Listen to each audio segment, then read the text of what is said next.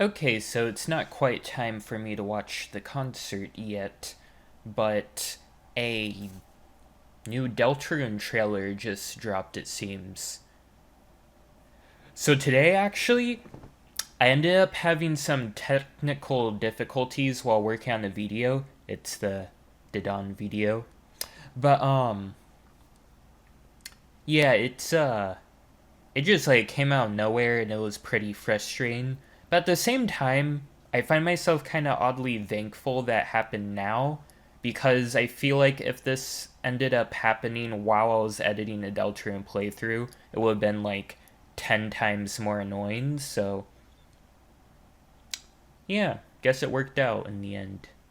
At least I think the video is still rendering, so I'm going to see if it works properly when it's done, because lately I've like been trying to render videos but they like end up corrupted and stuff. If worse comes to worse though, like this like doesn't impact like the actual recording process, so I'll still be able to record my playthrough. It would just mean that it would be a bit delayed for like when I can actually get it up on my channel. But I think I've got it figured out, so hopefully it won't be a problem. Now, anyways, Deltarune.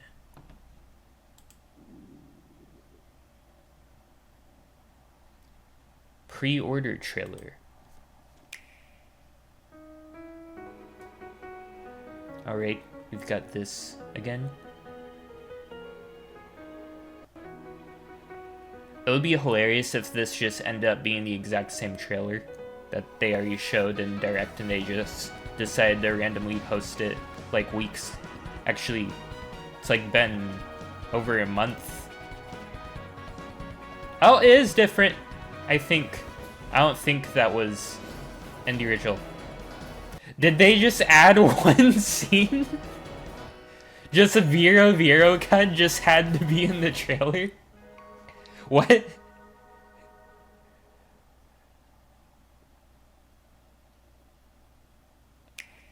Did they just add Vero cut? Was that the one singular difference? Like, I feel like the song is the same, so that means they must have removed something. What did they remove? What did they remove to get Vero cut in? Who had to get axed? Sans is still here. Spamton's still here. Shadow guys. Oh, Friend is gone.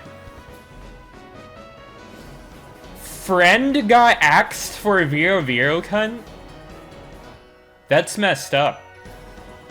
That's kind of wow. Okay.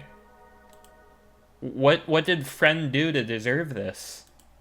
Does Nintendo just hate Friend? It's wild. Alright. Alright, I sorted out all the technical difficulties, I believe, and I managed to get my Didon video up. Yay, my, like, first legitimate drama. I'm a real YouTuber now.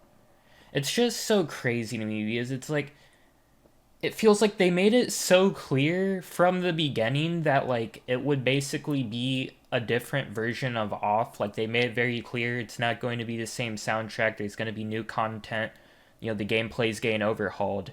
And yet people go into it and then get mad when there are differences. And I'm just like, what were you expecting?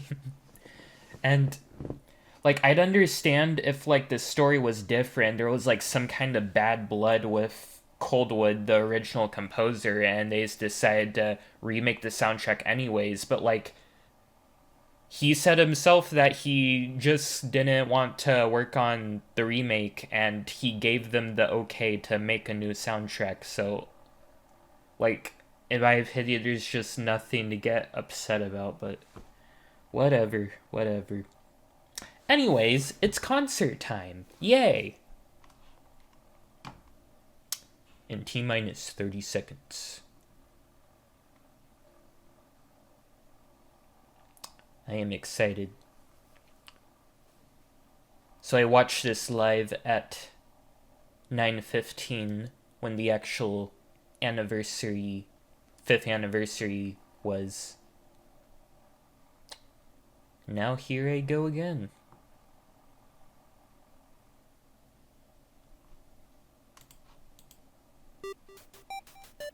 Perfect. And let me get it at 1080p. Nice. So the actual concert doesn't start for like 45 minutes, but they have this whole pre-show thing with the characters. It's really cute, so I'll go through it and comment on it as things happen. I'll probably just kind of chill out though bit. I'll just be half paying attention until the real concert starts.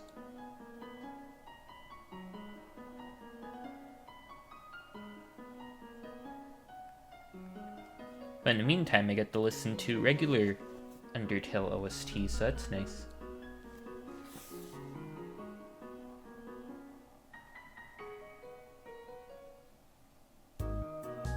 So I guess since the Ruins is playing... Well, I did mention before, I do like the idea of like this motif actually representing determination. I still think that I think of it more as representing the monsters. Maybe more specifically, like...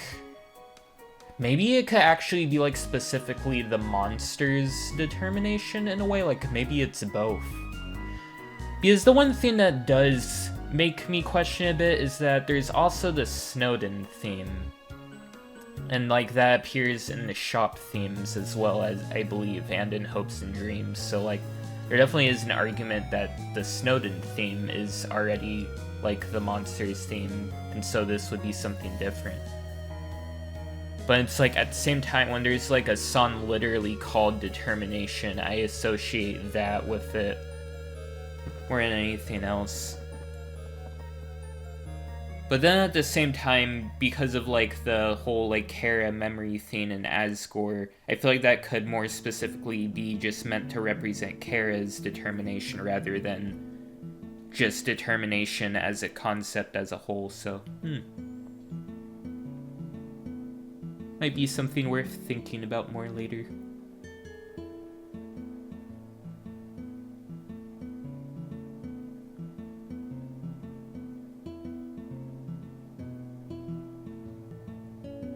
What's funny is I'm basically going to be rewatching the concert twice, like within like, probably actually like within a week or two, because I'll like need to rewatch all of this footage to edit it. That'll be fun.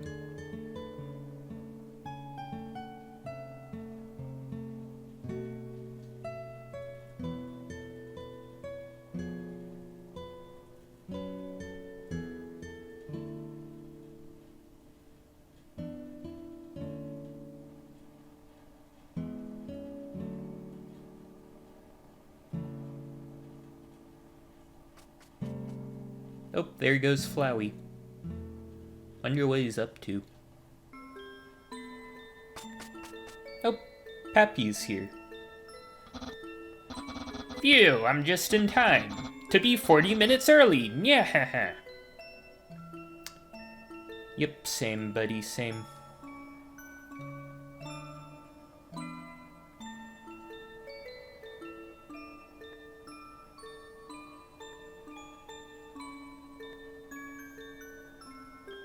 Hey Paps, you just missed your buddy Flowery, by the way.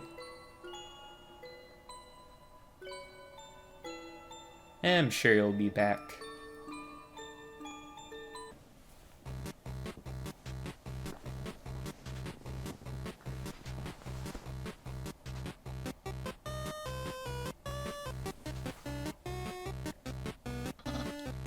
Wowee, this song is incredible!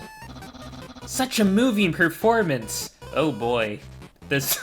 I didn't actually think about how the drama would transition to this gag today. Oh boy. What an unforgettable concert. I'm going to go home now. Bye, Papyrus.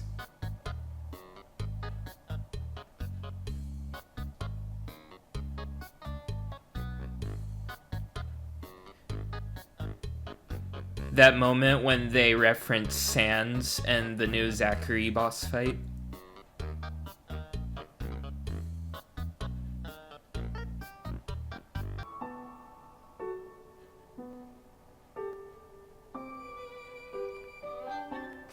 Hearing... Oh, hi, Flowey. Hearing Snowden right now just suddenly got me thinking about Hometown and Deltarune. Because it's been funny, because it's like, obviously right now, like, the Dark Worlds are like the main things we've been looking forward to and everything. But I am also really excited to see how things in the Light World end up developing.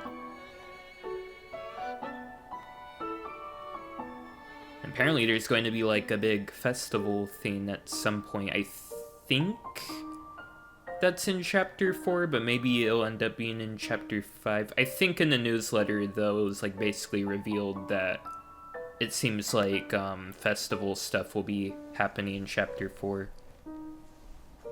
But we'll see. Whenever we get to it, though, I think that will be very interesting.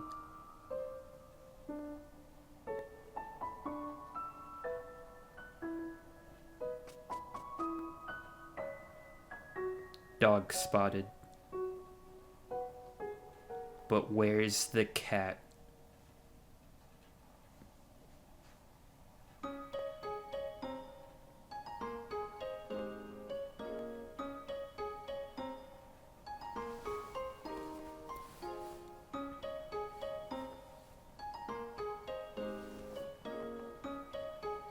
Do you think we'll get, like, a serious version of, like, the dog song, but, like, with meows? That would be wild. What if Toby sampled, like, the meow from Amori? Well, I guess you probably wouldn't really need to sample that. Well, it's like, I feel like I just think of sampling as, like, taking part of a song, but that's just kind of a basic sound effect that would be really easy to get. That would be neat.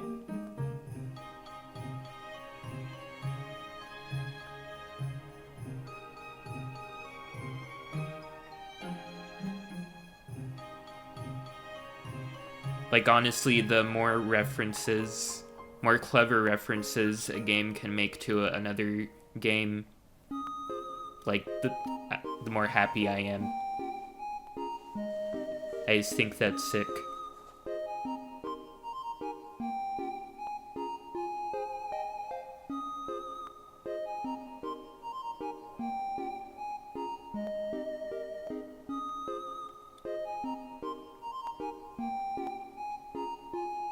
You know, it just occurred to me, something clever about the shop theme, I feel like, is when it starts, like, I feel like I could imagine, like, whistling to that. And, like, that feels fitting for a shopkeeper. A live concert, how exciting. And we have the best seats in the house.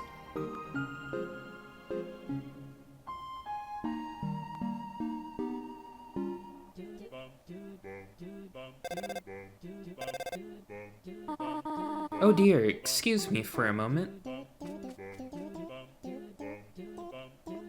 Who is Toriel talking to?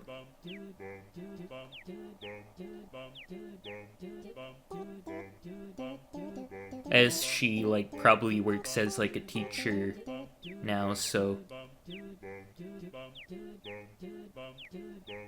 maybe it's work-related.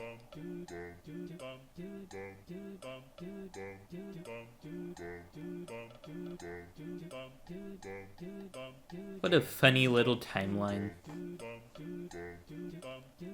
Characters end up in such strange places.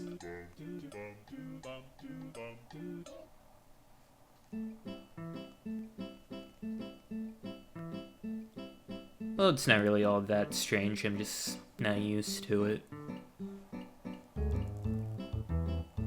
I guess I'll have to get used to it with the world of Deltarune. Hey again, friend.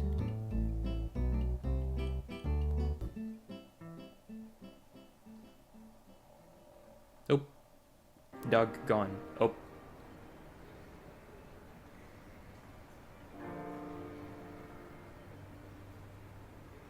I'm so ready for like an incredible rendition of some kind of It's Raining Somewhere Else in Deltarune. I need it. I wonder if it would play when it just rains in Hometown, because we have already seen that at one point it will rain in Hometown.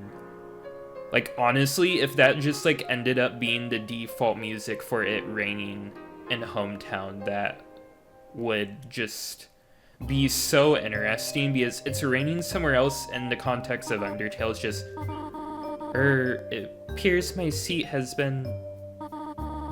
Perhaps we can sit on the other side?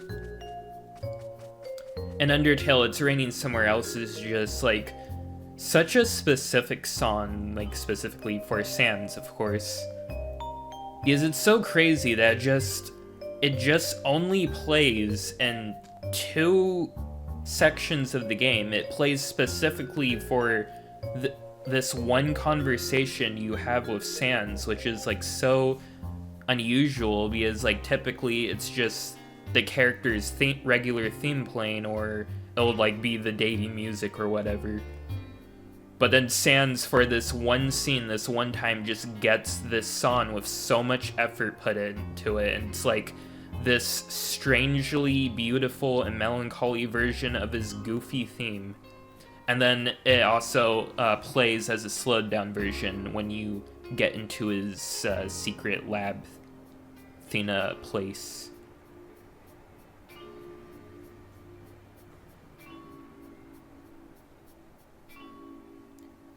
I hate that skeleton.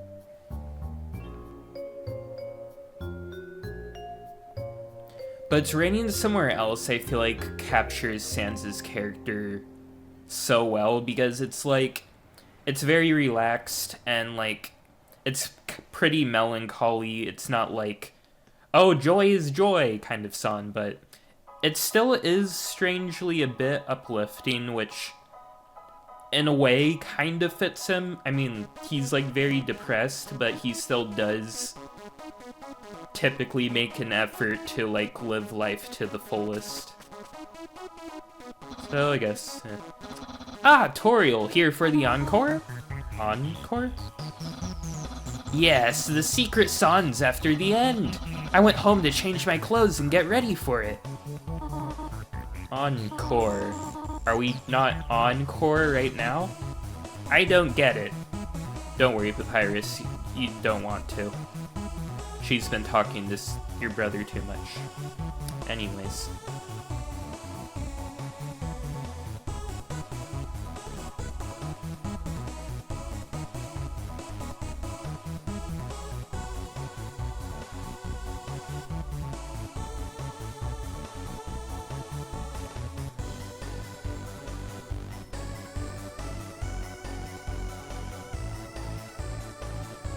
Core has been brought up a lot in fan music related to Gaster. I wonder if that actually like will ever end up being a thing in Deltarune. It would be neat.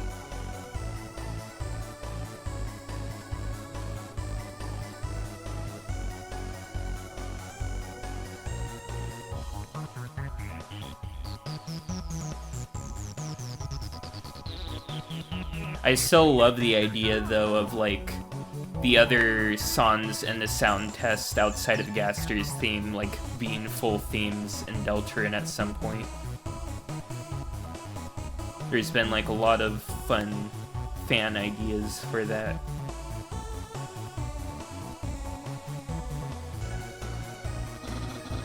I'm going to apply some musical creams to my scalp. You do that.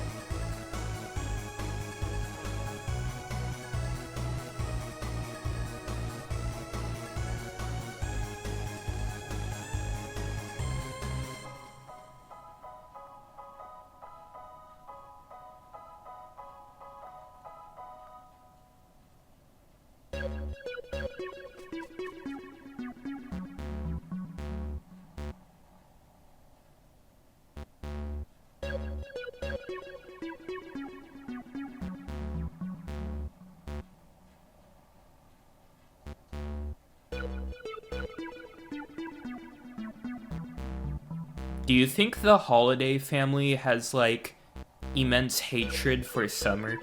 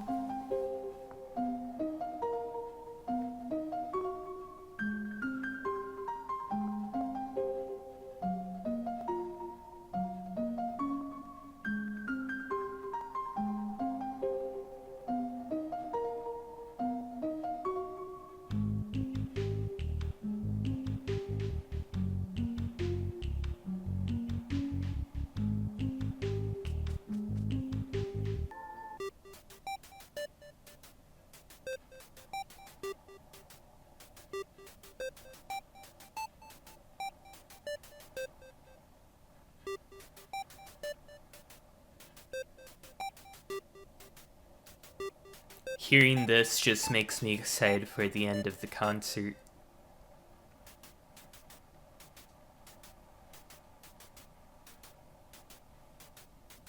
I know it's coming, but I still can't believe it.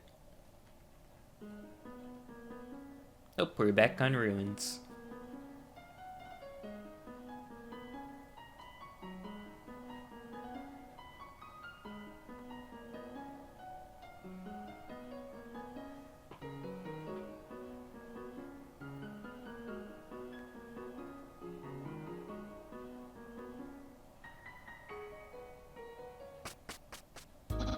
I'm back! Welcome back.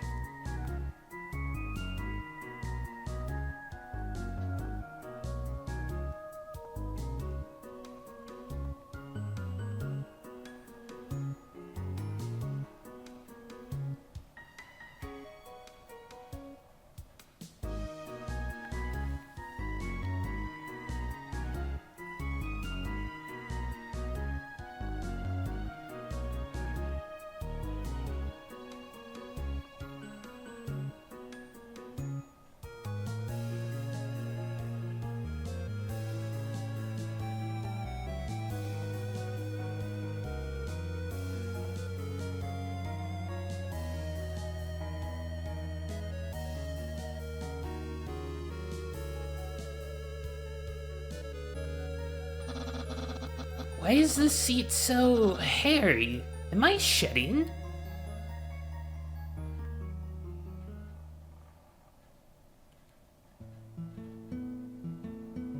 You might want to get that checked out.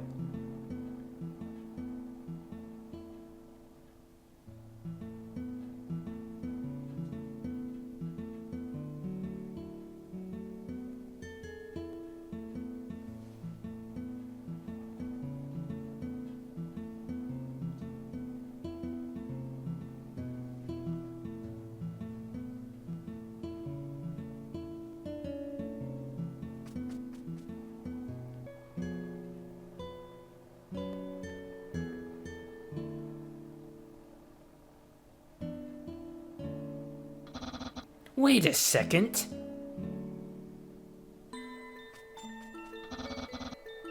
No, it's nothing. Must have been the wind.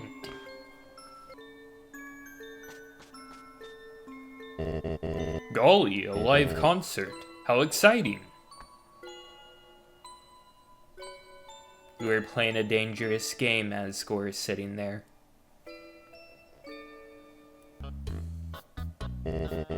I haven't seen a live concert since Undyne's smashing piano performance. She smashed the piano. Wowee!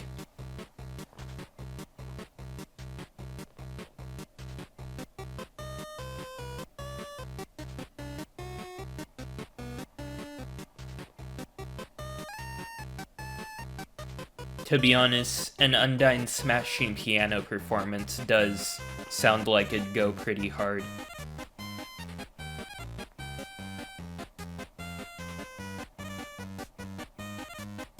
It also sounds rather expensive, actually.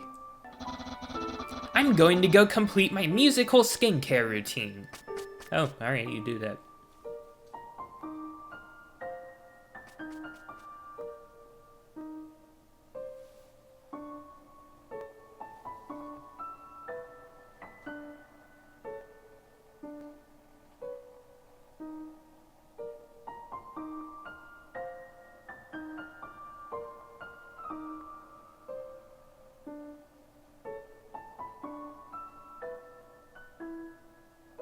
I wonder if that's something he learned from Metaton.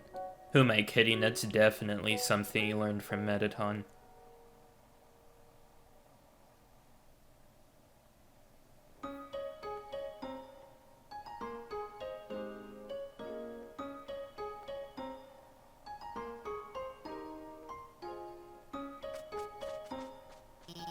See, you always have to get there early, Undyne. You always want to be right up near the front in case they Whoa, you think they're gonna crowd surf? Well... maybe, or they might throw some limited edition goods or something. Oh, okay, got it.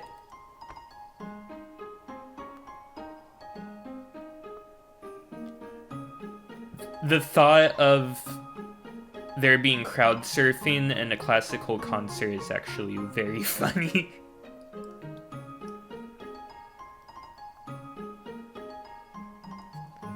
Imagine Rules, like, going on stage, just played Fire on the violin, then he just jumps onto the crowd. Haha. Yeah, that's definitely his daydream.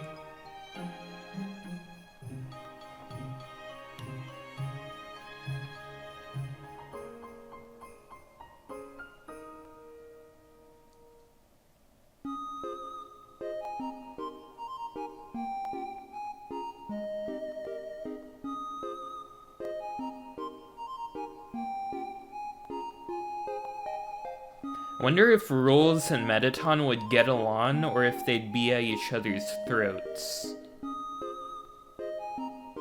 Maybe they'd be at each other's throats and then get along. Ooh.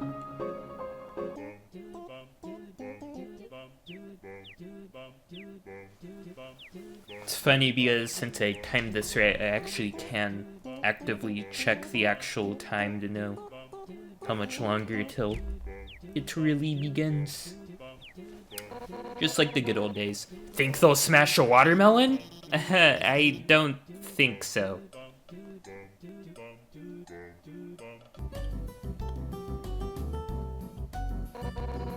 Think they'll let me smash a watermelon? I hope so.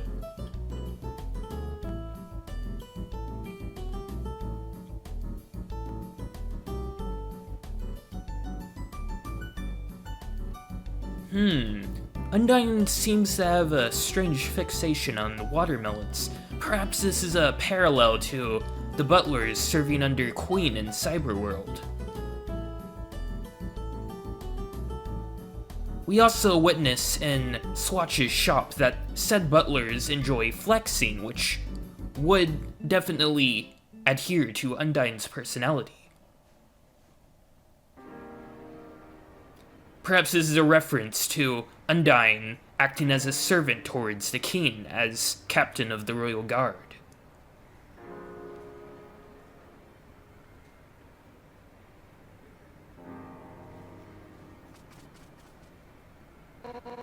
Hey, Papyrus! Hi, Undyne! Hey, Papyrus! Hi, Undyne!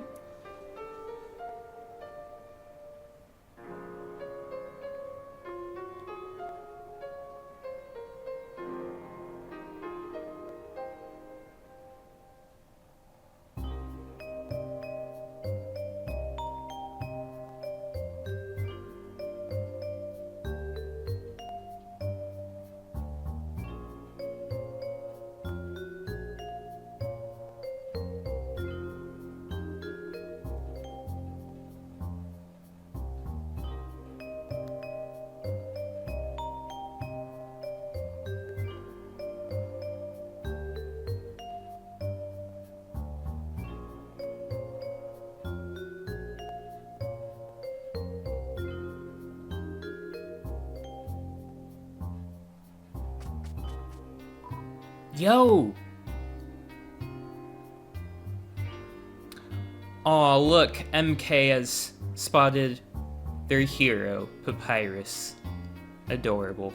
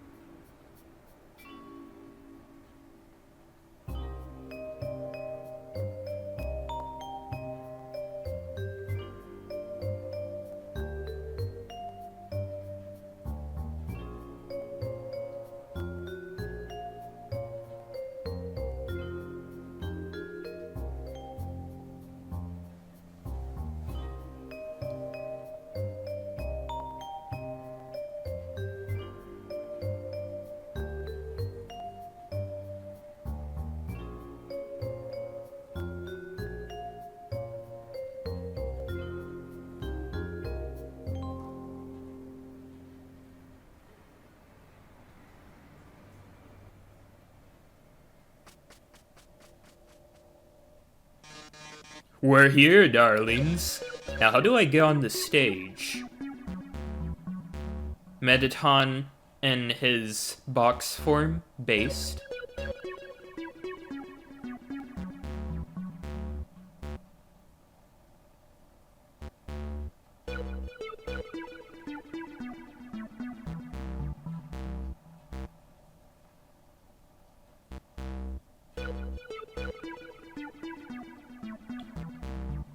Burger Pants is here, but unfortunately, Flowey is nowhere to be found. Oh, this emotional tune. I'm already tearing up. Once again, another parallel to Deltarune. Burger Pants can be here, staring longingly where Flowey used to be, just as Pizza Pants longs for the return of Azrael. What incredible storytelling.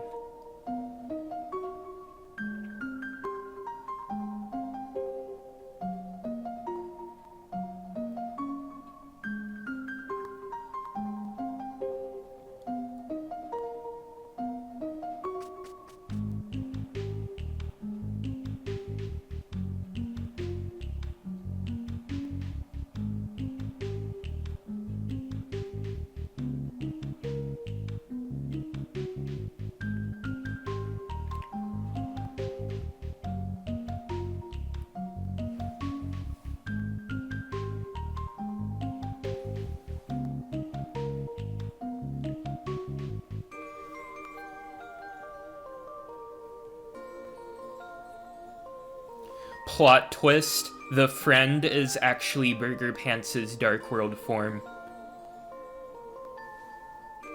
It's been him all along.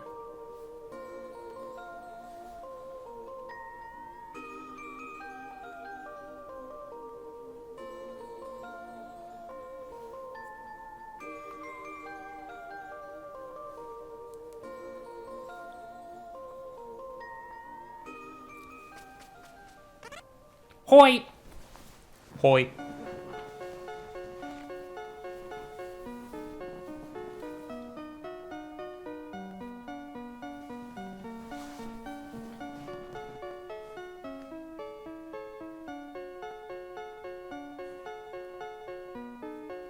I love Fallen Down Reprise so much.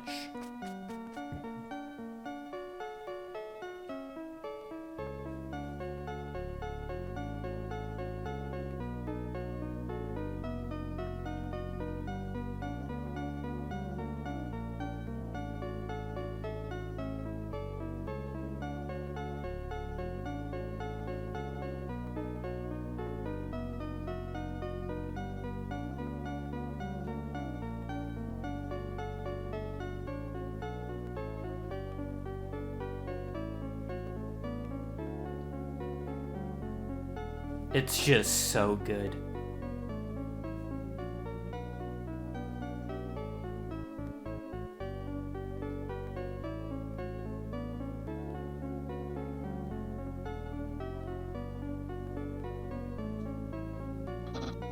Wowee! Everyone's here!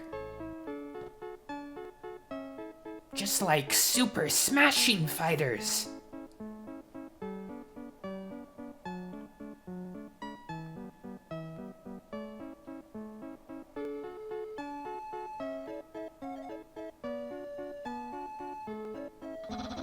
Wait a second.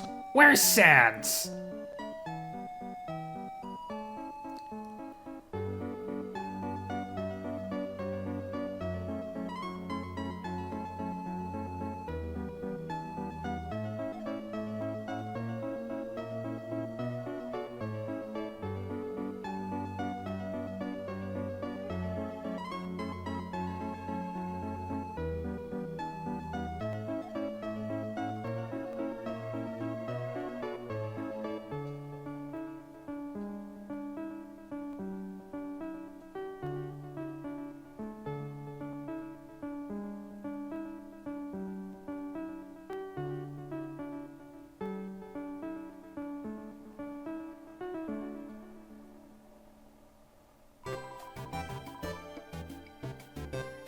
1 minute.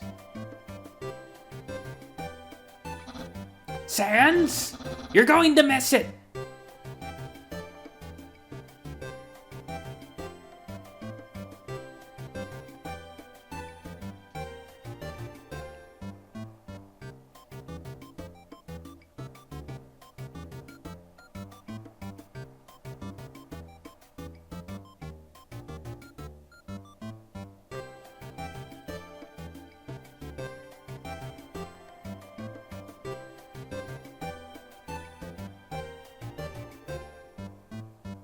I really hope that he comes back.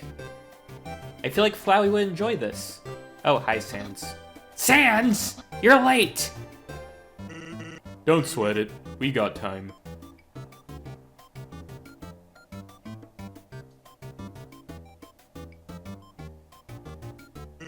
See? We all hate you.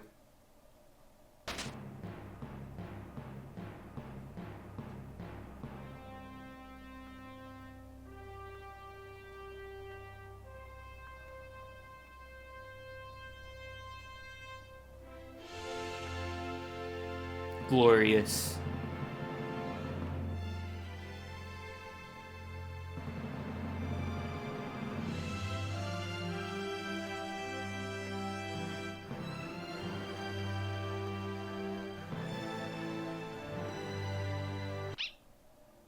Let's get started.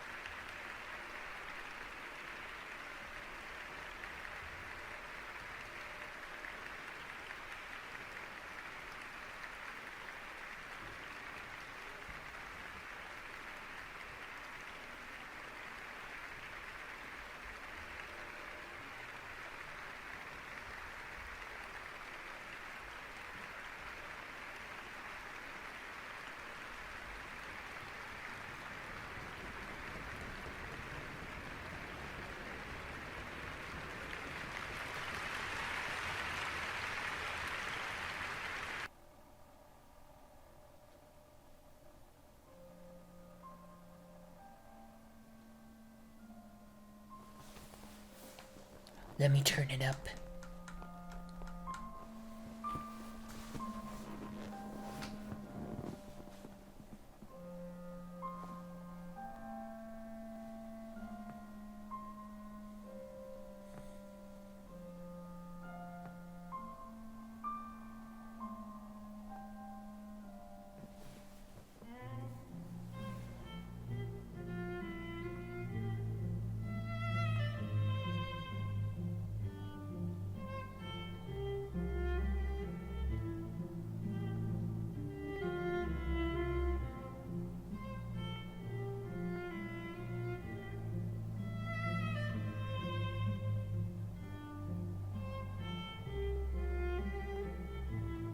Once Upon a Time is just like such a perfect like starting melody.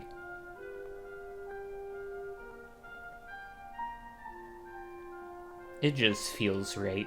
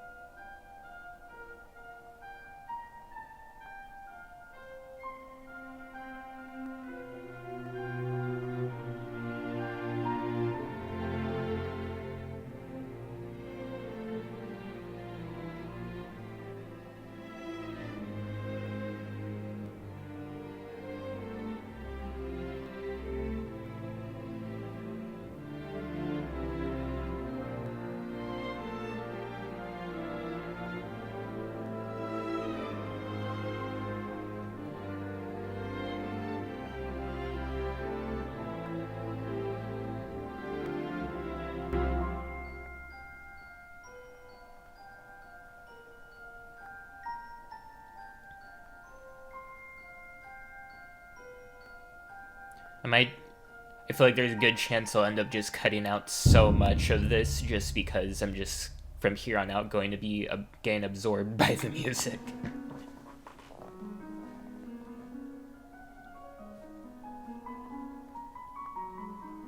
Wait, that piano. Is that an Amori reference? I like Amori. If you couldn't tell.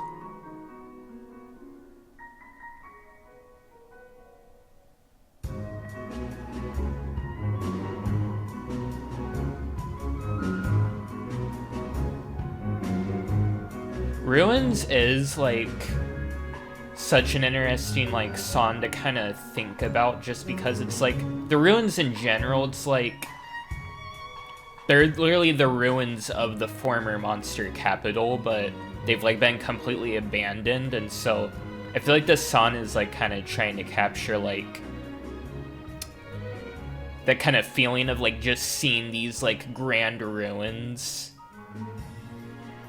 that like almost feel ancient, but like it's still grandiose seeing them. But at the same time, I could also kind of like imagine it playing when like it was like the capital and it's like super busy and stuff. Or maybe it's like even still being built. Ruins just has a neat theme.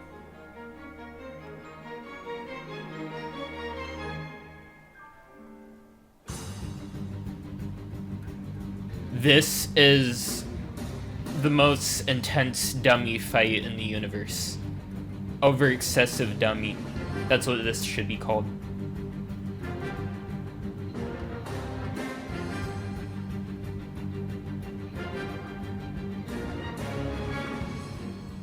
Now this is the most intense Frogget fight you have ever heard. This is when Frogget starts ulting.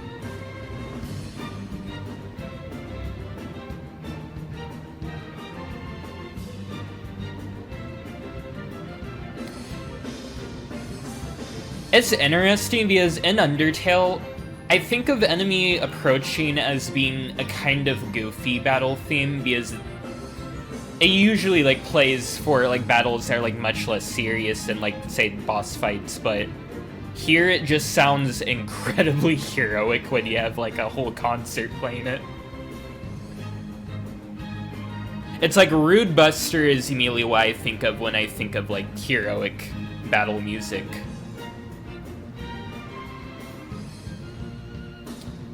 It'll be crazy when we get a Deltarune concert.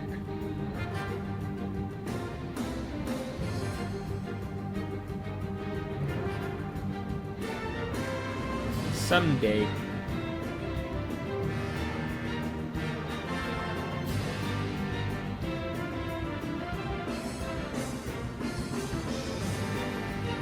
This part represents when you wiggle at Mold Small.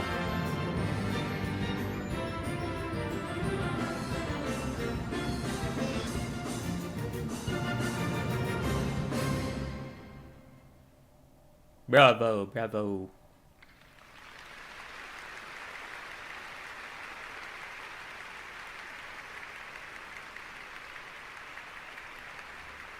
And someone just comes in with a bat, hits the annoying dog off, and they just start playing Pepper Steak.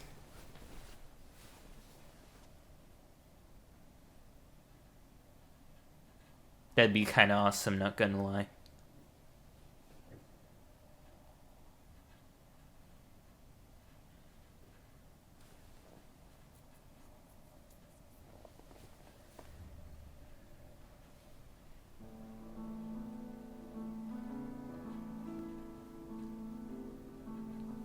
Emotions.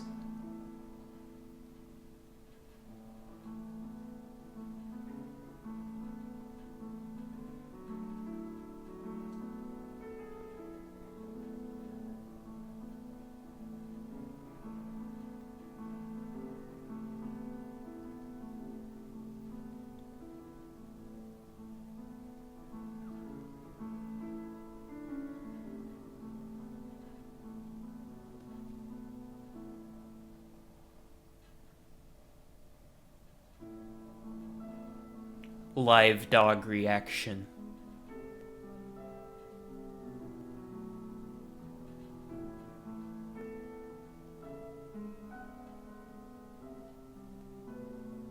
That was very important.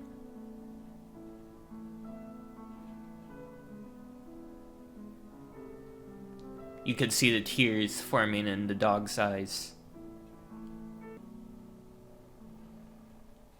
Meanwhile, as going to concert, I miss her, bros. I miss her a lot.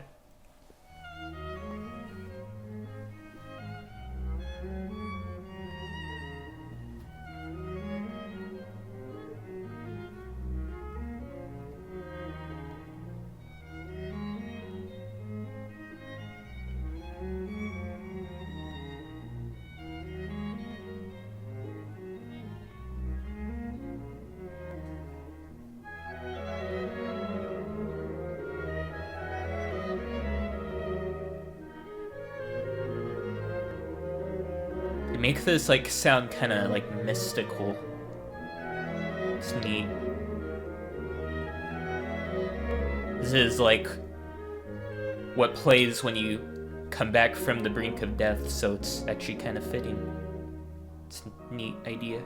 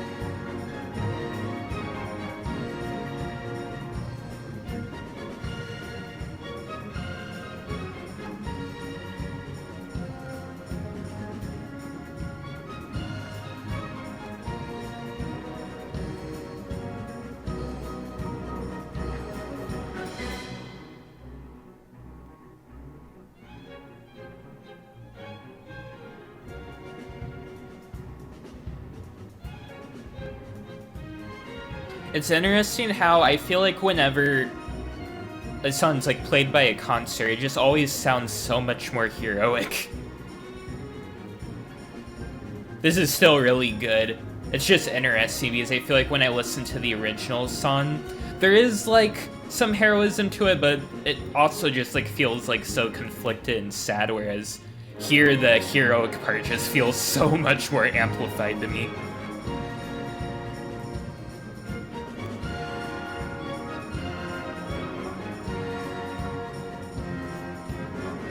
Ah, it's so good.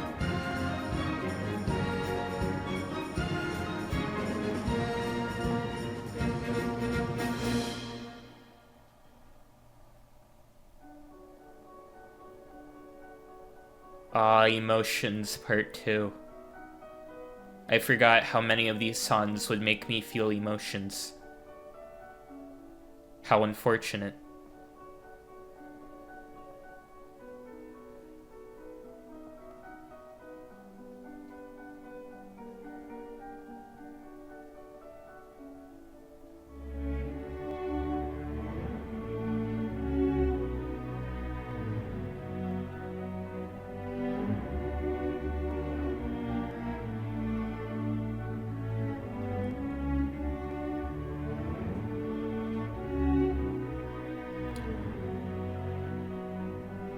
I just thought of a joke that I shouldn't make.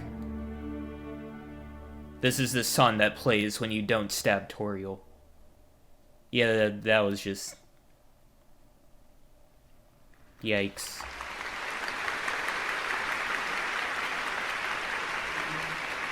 I need to tone down the Flowey a little.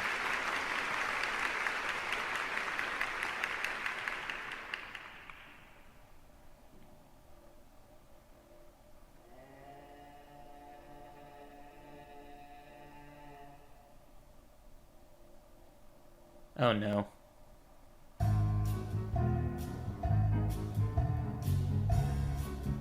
I like how this, like, is supposed to be, like, less, like, jazzy and more, like, lazy version of It's Raining Somewhere Else, but because it's played by a concert, it basically just becomes It's Raining Somewhere Else.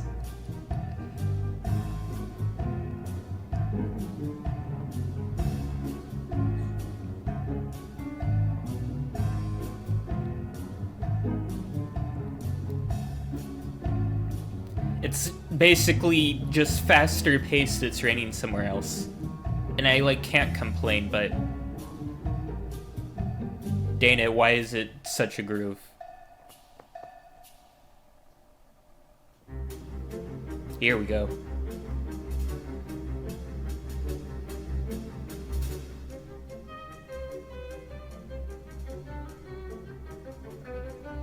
Isn't it crazy that that Papyrus's theme is being played by a real orchestra? Get it? Eh.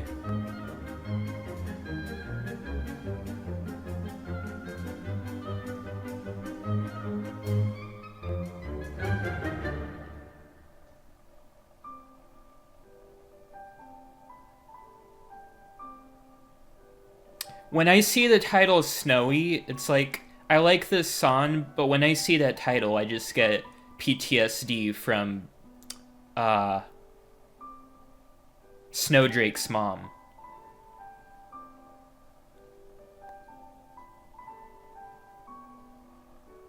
Why does snow keep causing trauma in this series? I kind of just made that connection.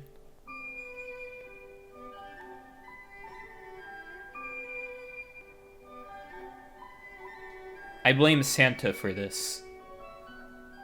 Because canonically, Sans will actually dress up as Santa for his brother, and so therefore I actually blame Sans.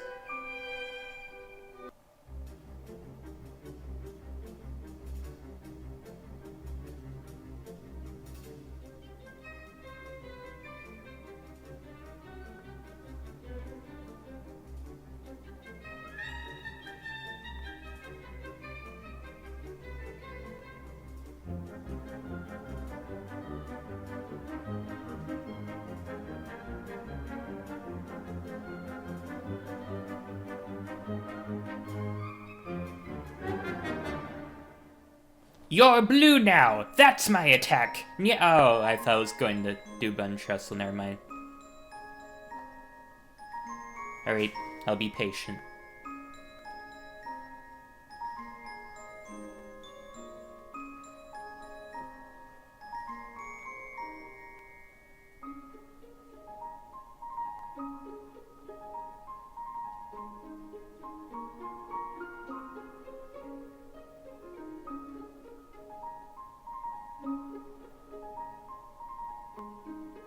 Still unfortunate what happens to Grillby's and Deltarune.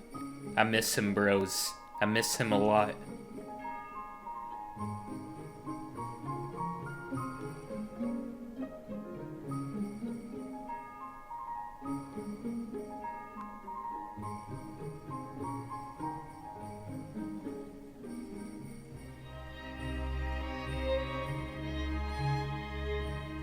Imagine if, like, Grillby's ended up being, like, the Holiday family's butler or something like that. That would be hype. If I actually just now ended up calling that, I would go insane, I think.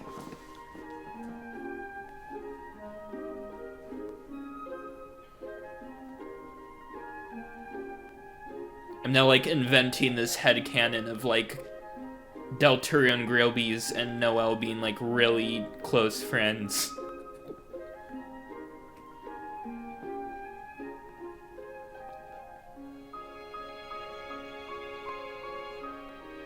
But Grillby's is, like, on edge with Chris, because Chris, like, constantly pranks Noelle and stuff, and, like, Grillby's respects Chris as Noelle's friend, but, like, doesn't approve of it.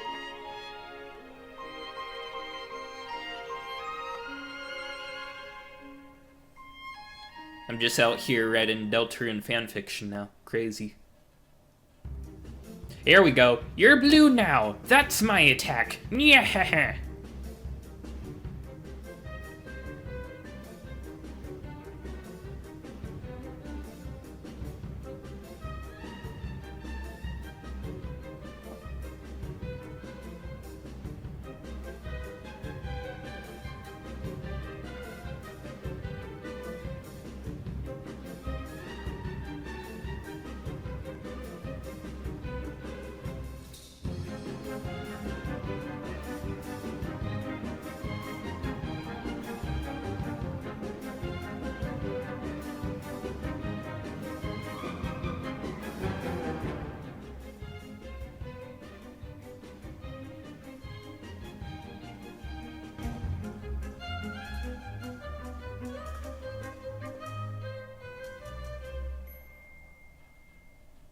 Oh, it's such a nice touch for like the final beep in Bone Trestle.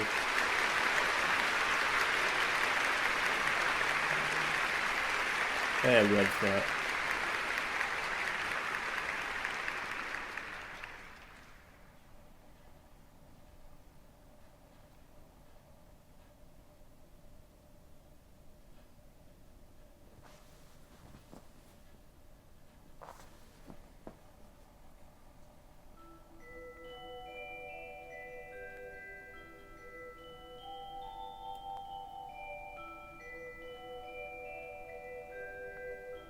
Theme that plays when lore.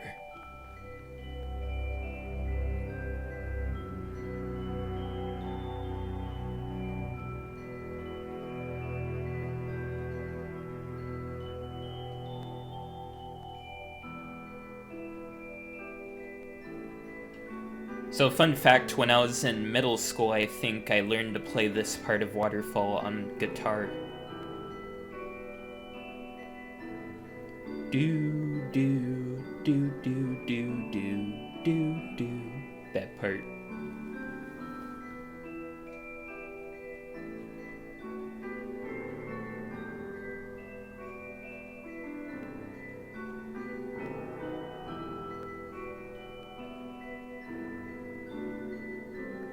Actually, now that I think about it, I also learned to play this next part because it's really repetitive. The da da da dun dun dun dun dun dun dun dun dun dun. Yep. Waterfall, I just love. Like, the more I think about Waterfall, I'm like, I really like Waterfall as an area and a concept because it's literally all the hopes and dreams of monster kind, and like Undyne literally lives there, and like it's literally just has simultaneously both like the sparkling stones they make wishes to, and these convenient flowers that let you overhear all their wishes. And Undyne, the captain of the royal guard, just like lives there and like constantly hears all those wishes, and that like helps motivate her to be like basically the guardian of monster kind. It's so good.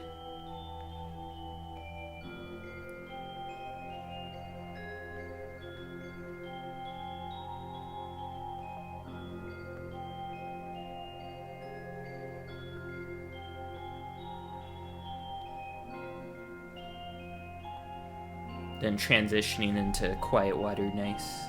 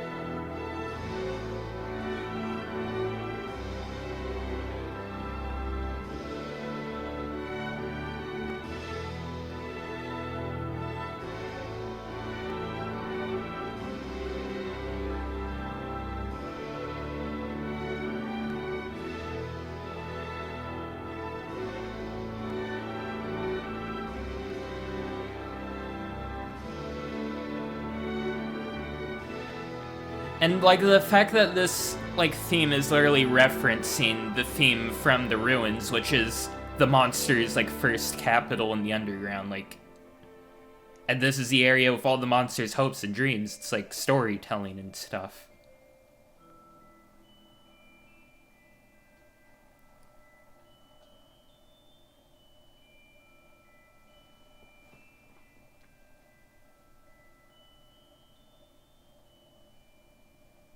Just my opportunity to geek out about the soundtrack.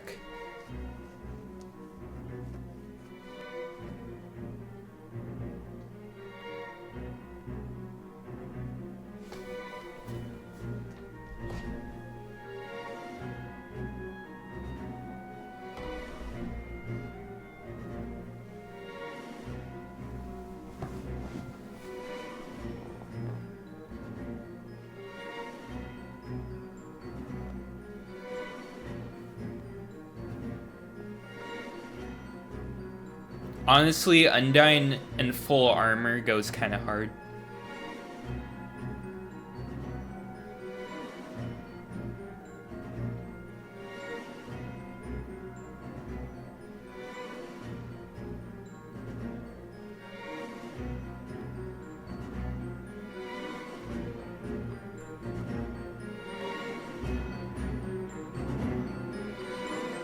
It would be funny if, like, that song was referenced, like, with the Knight and Deltarune in some way. Don't slow me down.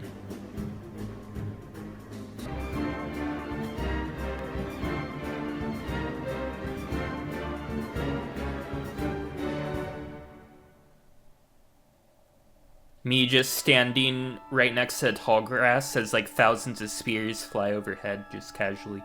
Anyways, emotions are back.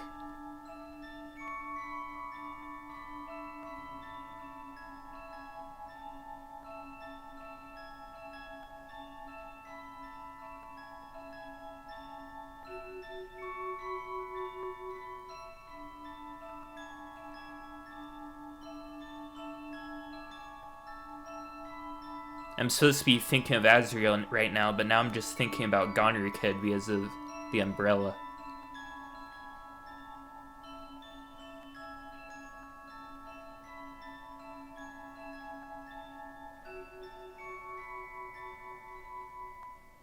Very saddening. Anyways, yeah.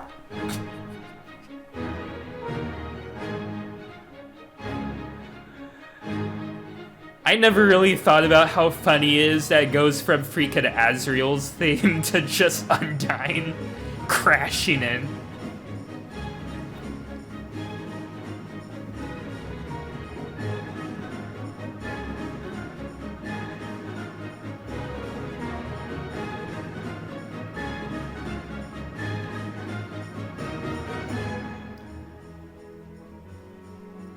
It is interesting how they replace all the guitar segments here with piano. It works. But god, the guitar in Undyne's theme especially just goes so hard.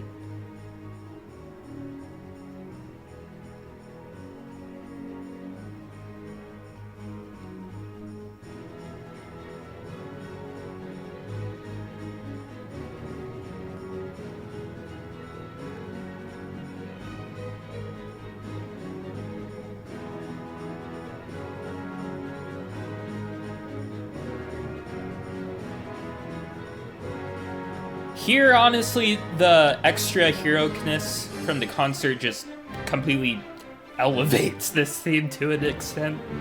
It just fits really well with Undyne.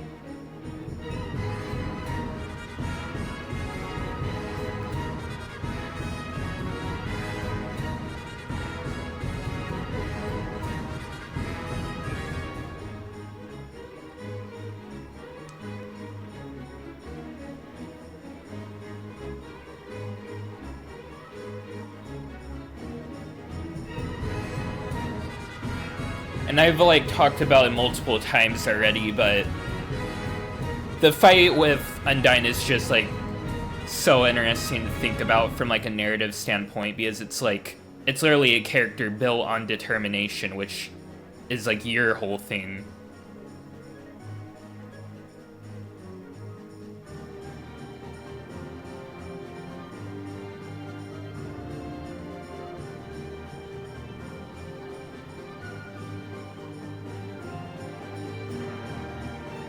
And then, of course, determination theme being connected to Asgore, and Undyne having a connection to Asgore, yada yada.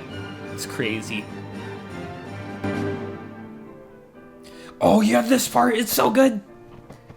It's Undyne playing Alfie's theme, and they just put it in the middle of her battle theme, and it actually fits really well.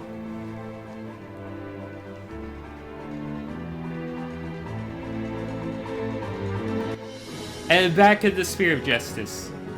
That goes so, like, they didn't need to do that at all, but they did it, and it's amazing.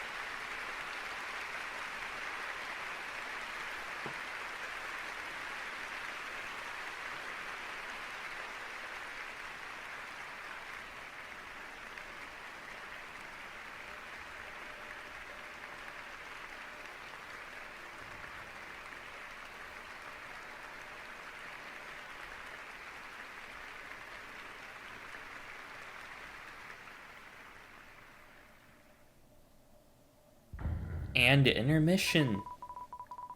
And I will be waiting through this because I am committed to the true 5th anniversary concert experience. But admittedly, these ads are very cute. Oh, Sorio shippers are freaking out. They are losing their minds right now. Oh, I have that Naps the Luke shirt.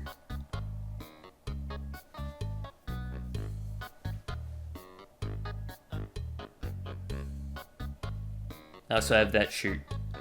I'm actually wearing that shirt right now, that's right, yeah.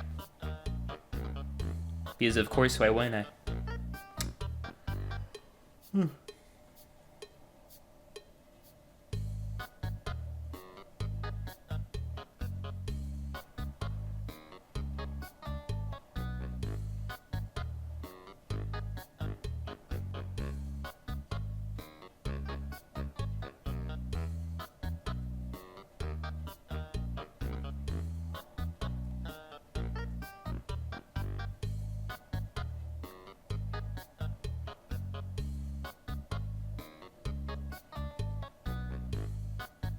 Gosh, it's going to be the 10th year anniversary this year. That's right.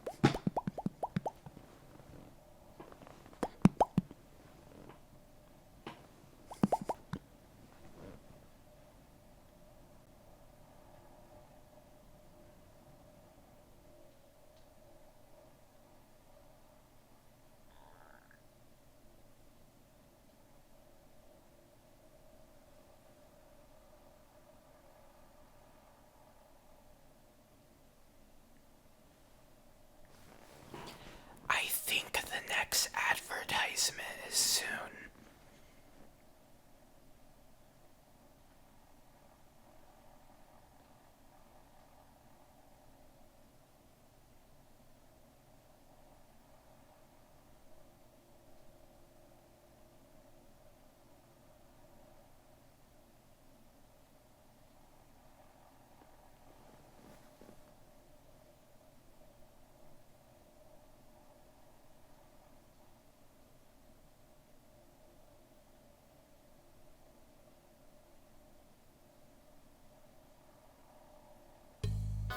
Yay!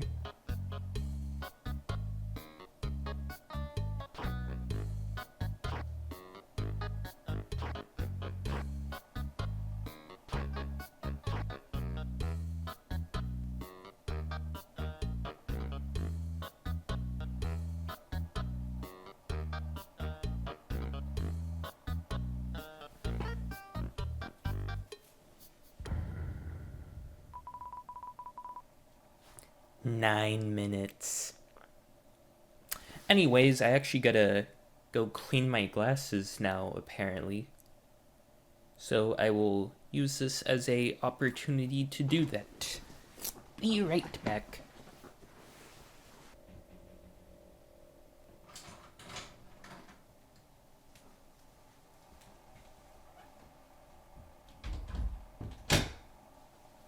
Okay, I'm back. I kind of just realized somehow that I'm running low on glasses wipes. I'll have to restock soon. Sans, they haven't played anything for 7 minutes. What's going on? It's the intermission. What? Intermission? What's an inter? And why is it on a mission? I don't know.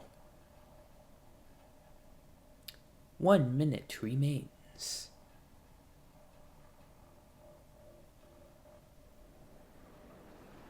Hooray, we're back.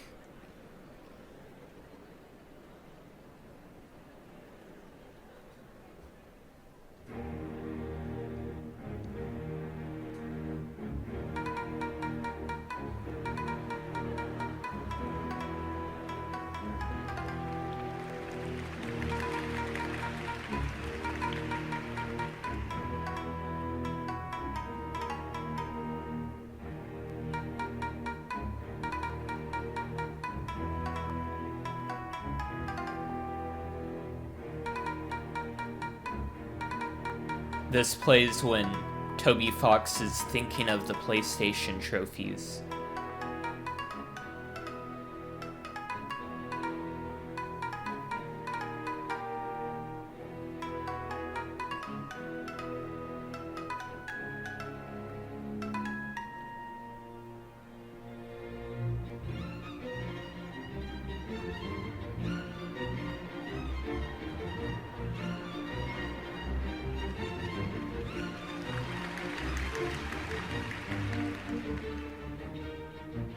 I'm not sure why, but this song kind of instills fear into me, I think.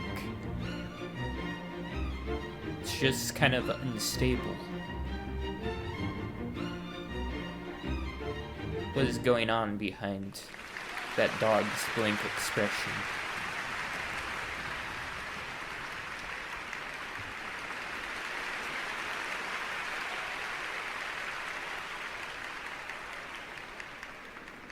They all just leave and it cuts to another intermission.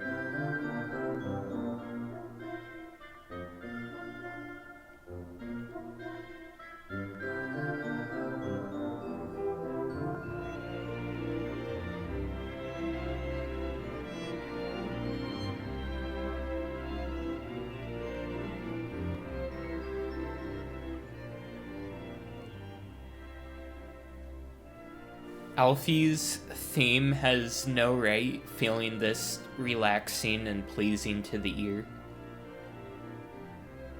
Like, the original Alfie's theme isn't like that bad or anything, it's just, gosh dang.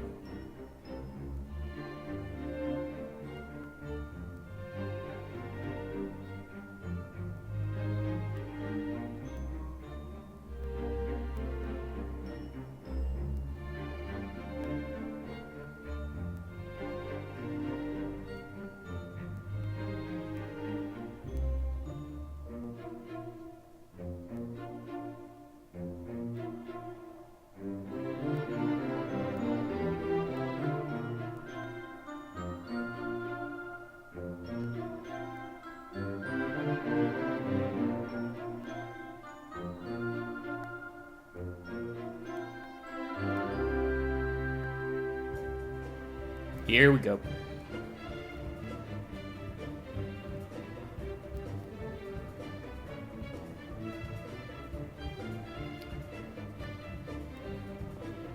I actually, like, absolutely love Mettaton as a character, because when you think about it, Mettaton's just the most based Undertale character. Like, he is a monster, but he doesn't give a crap about the king, he doesn't give a crap about the people. Dude is just like, I'm just going to take your soul, I'm not going to give it to the king like everyone else, I'm going to keep it for myself, use it to cross the barrier, and then I'm going to perform for mankind. And then in the ending where he becomes ruler, he's just like, yeah, I'll be a dictator. I'll just, like, have freaking, like, daily agents that abduct people that, like, don't watch my show or something. I'll just brainwash the underground, yep. Mettaton is, like, wild the more you think about him. Like, you think Flowey is, like, on their level. Mettaton's the true mastermind of the underground. Like, he's just like, oh yeah, free human soul for a taking, I'm just gonna hire a whole bunch of mercenaries to kill you. So based.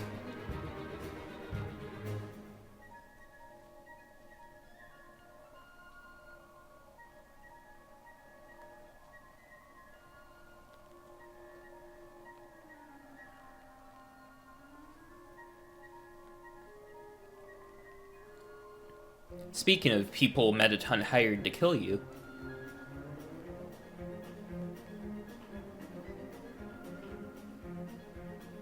You know what's crazy to think about Mettaton being like a Patreon character added in? We wouldn't have gotten Purple Soul mode in Undertale if she didn't get added in. That would have like been another soul mode that we would be like, I wonder what that will be in Deltarune. Because right now, it's like the only ones we have no idea about are Cyan and Orange.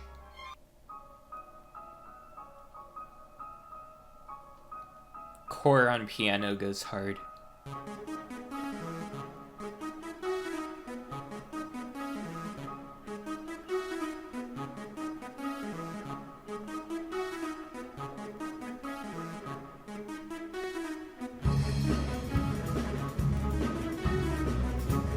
Oh, I did not remember that there like actually is like straight up guitar in this one. I remembered there being like some guitar in Hopes and Dreams, of course, but it's a lot more subtle here.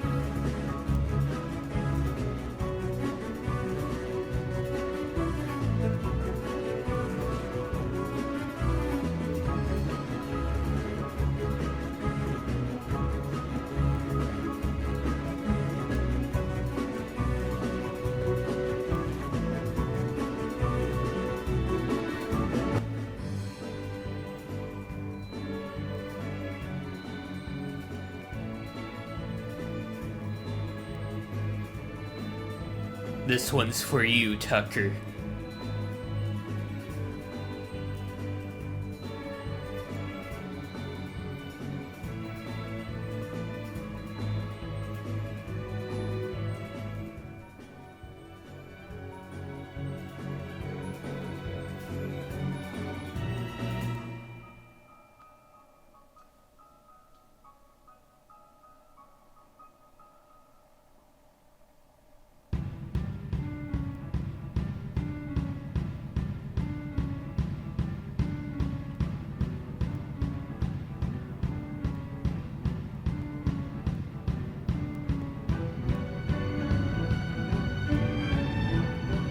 Who cares if a few people have to die? That's show business, baby!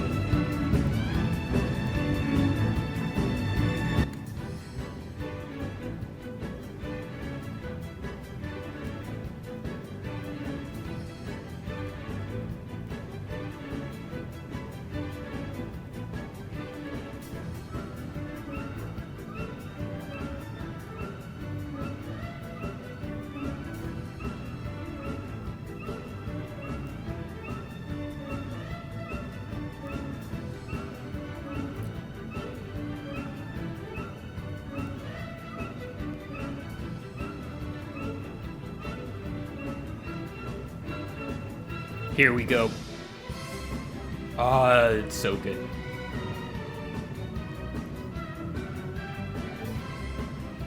This is just pure Mettaton supremacy right here.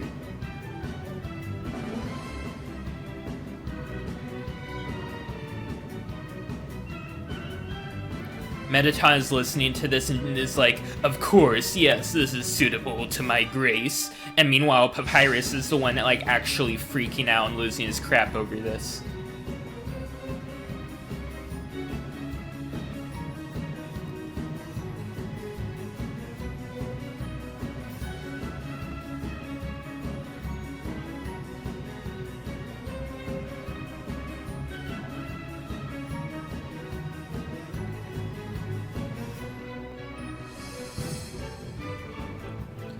Like, honestly, though, I feel like Mettaton will listen to this and be like, this is alright, but where's all the flowing rose petals and the opera singers? What about the choir? Mettaton is just so based.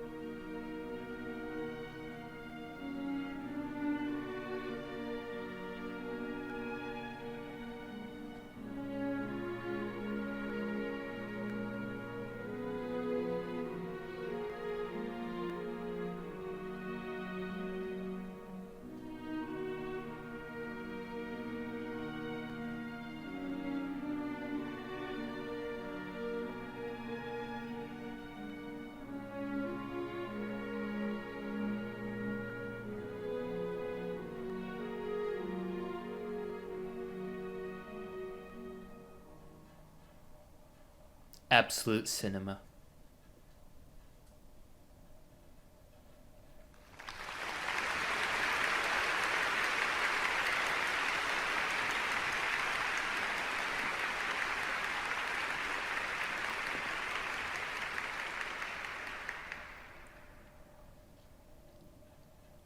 Alright, time for a lawn elevator.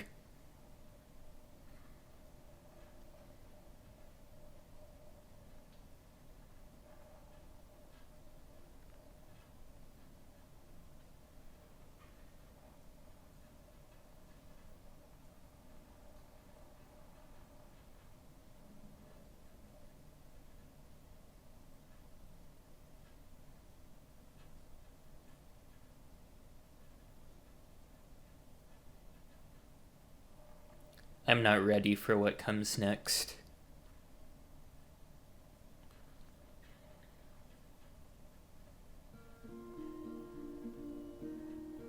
Oh, they also got the guitar in this.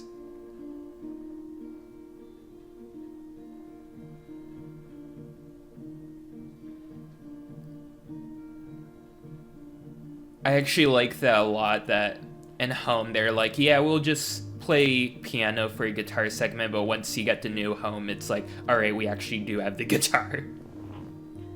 I did not remember this at all, actually.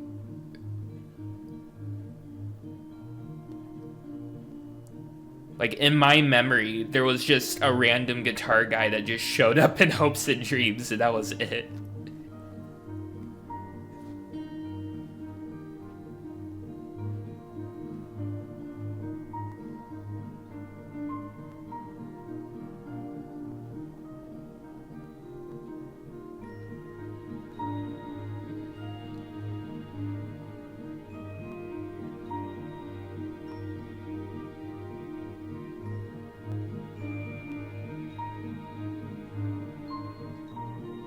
There's actually a video about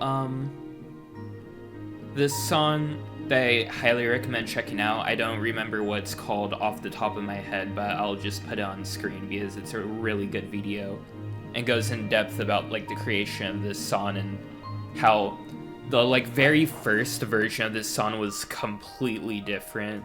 It's just really interesting.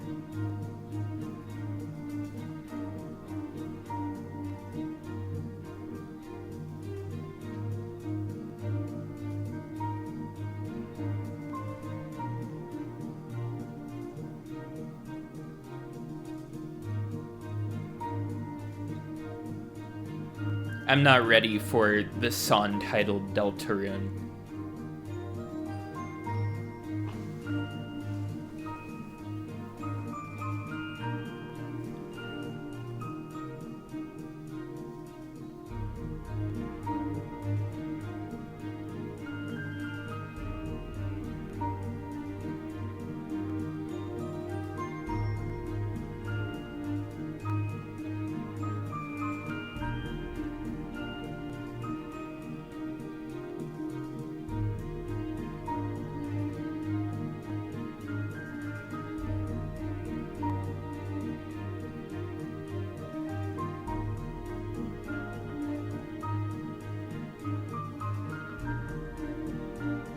This song, like, is just literally, like, the story of Azriel and Kara. I, like, feel like that's just why it just remains so powerful, because just listening to it, I can just visualize the whole thing.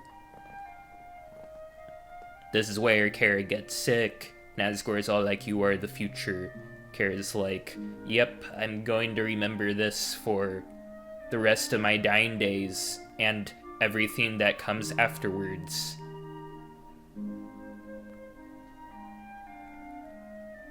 It'll especially come up a lot back in that corridor, I have a feeling. And then Azriel absorbs the soul. He becomes a godlike being. And also, Kara is actually there, and right now it seems beautiful, but when you get the full context, it's actually really disturbing because Kara carries their own corpse to the surface. It is actually really messed up the more you think about it. But the monsters don't know that, so from their point of view, it's like kind of tragically beautiful. Rather than tragically disturbing.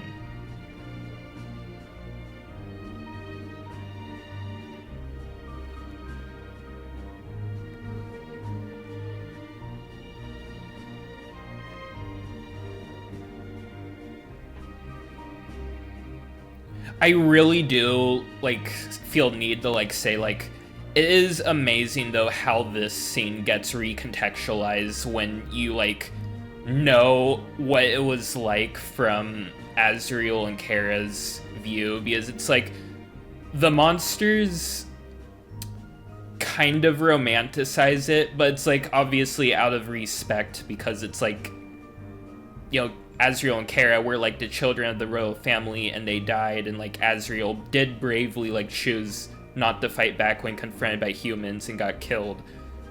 But then, it, like, seems like it would be obvious, but, like, because of how romanticized it is, like, you do kind of get swept up in, like, oh man, that's so sad, but, like, beautiful at the same time. But then, you know, you get the context for Flowey, and it's like, yeah, that was just the worst day of his life. Like, there was no beauty in it. He just kind of got murdered, and it sucked. And, like, that's why he's grown into a more terrible person over time. And so it's, like, funny because, in a way, it's like this song always will be, like, special. But at the same time, it also does, like, represent this, like, kind of falseness of what really happened. I mean, Azriel, though, like, they did describe that Azriel, like, did, like, smile as he walked away from the humans and all that, so I do think Azriel found some amount of peace, but once he got brought back to life, like, he clearly, like, has, like, this deep fear of death because, you know, trauma and stuff, so... yeah, it's just crazy.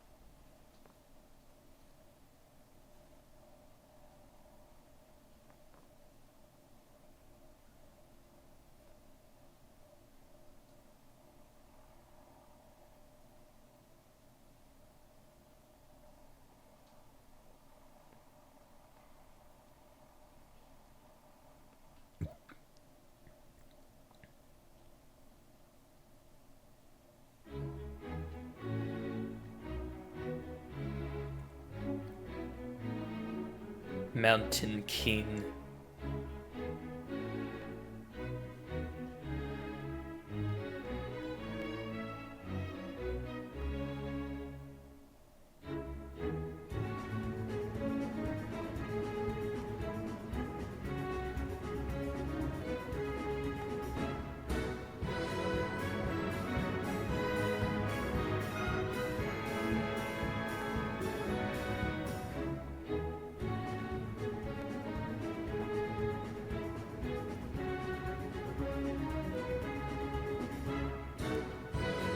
I feel like for me, the most messed up part of Asgore is actually, like, when you think about it, Azrael died because he refused to fight the humans. And then Azrael's death motivated Asgore to go fight the humans. It's like... It's, like, really messed up when you really think about it. Everything about Asgore is just... yeah.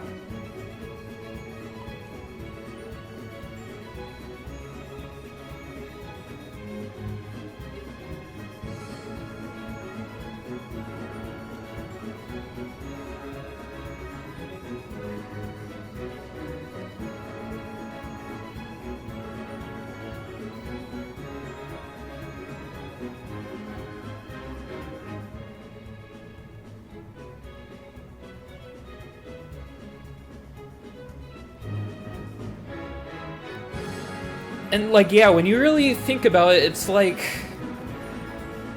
Azrael basically gave his life so they wouldn't have to go to war, and then they turned Azrael into a martyr to go to war. Like, no wonder Flowey hates everyone. Like... And, like, that is, like, something that never really gets explored, but I do wonder if, like, if at any point, like... Flowey just kind of looks at, like, the monster race being like, yeah, we're going to war with humanity, and is like, what the hell did I die for? Like, the more you think about, like, Azrael and the Underground, the more it's like, yeah, no wonder he'd become a jerk. A lovable jerk. He's my best friend.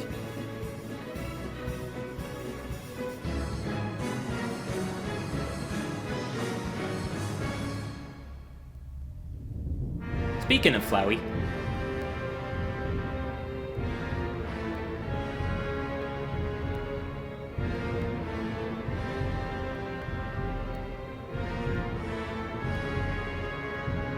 That moment when your worst nightmare plays in Deltarune.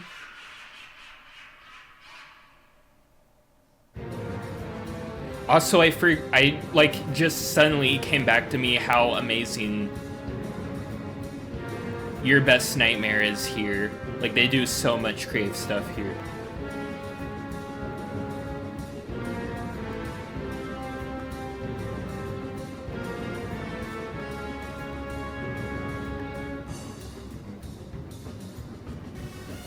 Yep, there we go.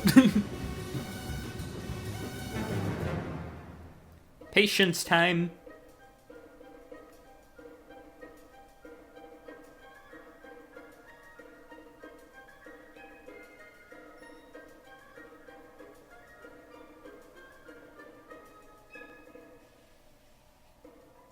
Bravery.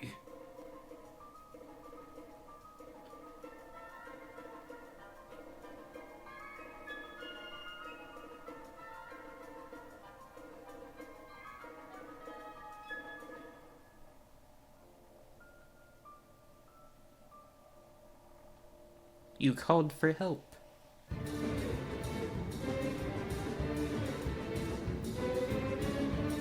Ah yes, the save scumming theme. The repetition represents the repetition of saving and loading. Incredible. It actually does work really well though.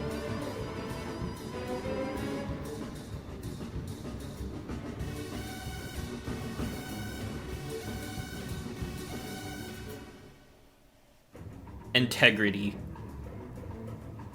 Got absolutely bodied by Axis. Rip Bozo.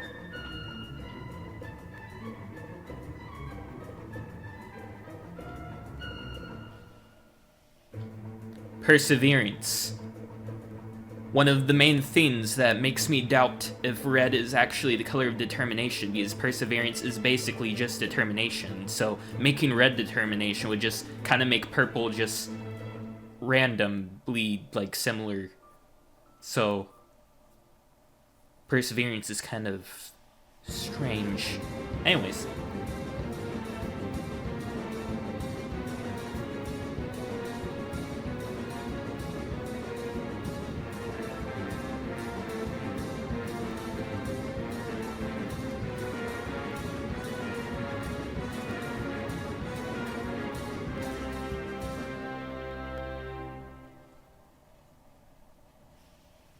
Kindness.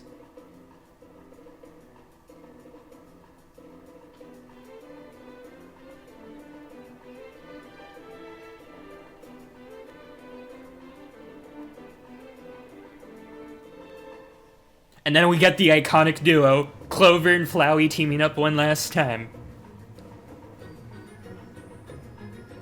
Clover! I know you've been dead for a while, but I need your help. Shoot this child. Hurry! Wait a second. This is the moment where Clover's like, wait, didn't you torture me for like an eternity? Oh, I guess I did do that. Good times.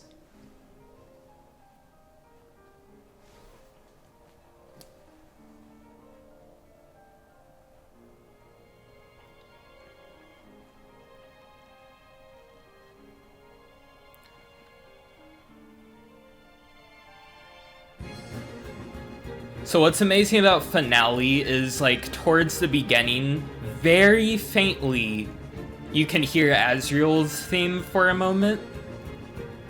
I don't remember if they replicate that here. I imagine they do, because they tend to get a lot of really cool details right here. Yep, I hear it. Azriel's theme. It's so good.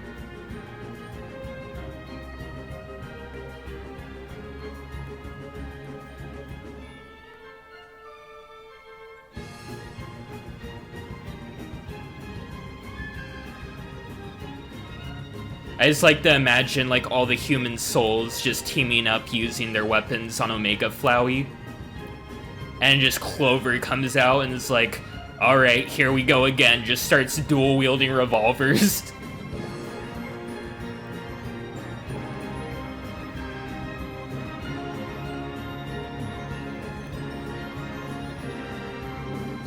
I love Undertale Yellow.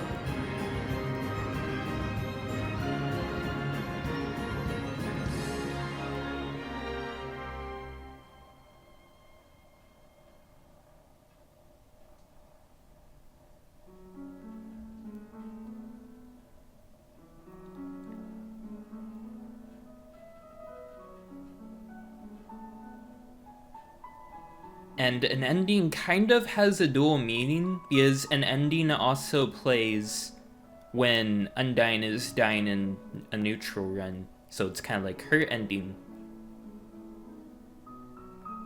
Anyways, in this case though, it's probably more meant to represent the ending of the run.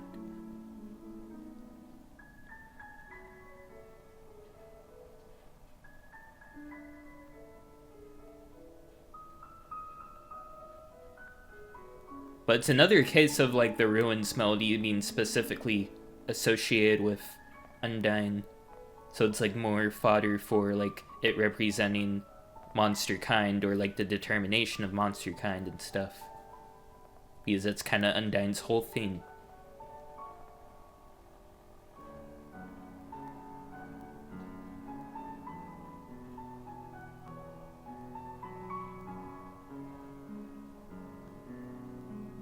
I am, like, so Flowey-pilled that, like, I can't listen to this song the same way. I just keep thinking of Undyne dying. This is supposed to be, like, the bittersweet goodbye, and it's like, nope. This makes me think of the time I turned Undyne into soup. It was kind of gross. But respectable. She fought until the bitter end. As she does.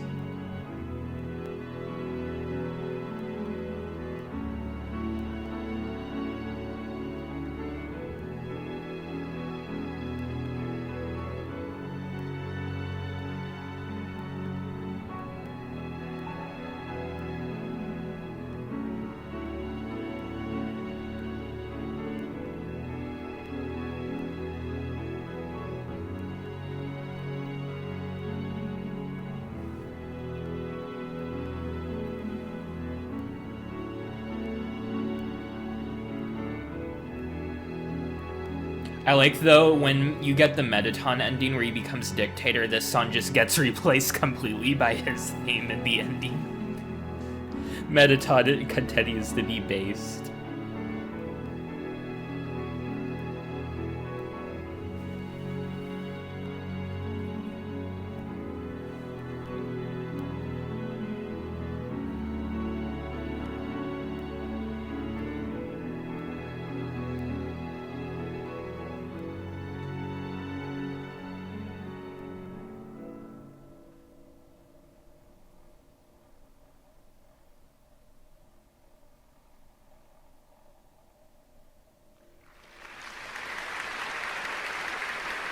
Alright, we made it through our first neutral run.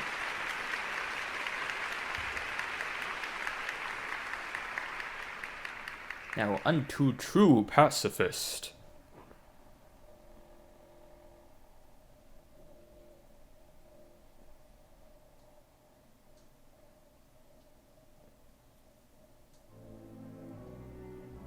Hell yes.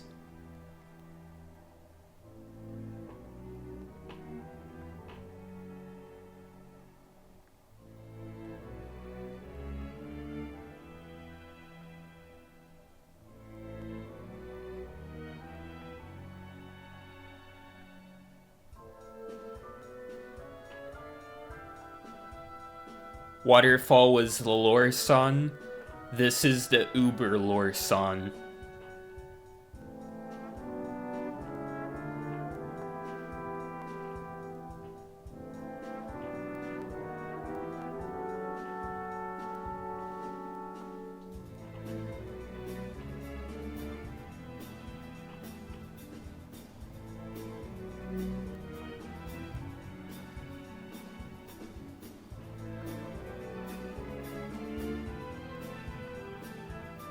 I love scientific progress.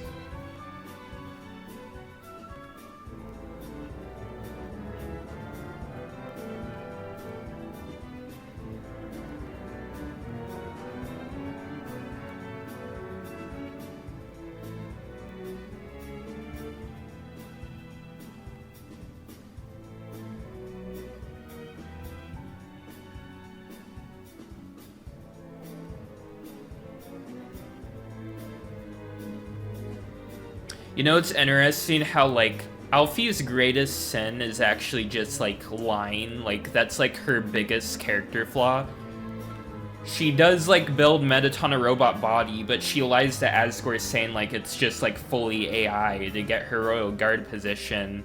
No, she lies about all this Trio Lab stuff, and most importantly, she lies to Undyne about anime, which is just truly unforgivable.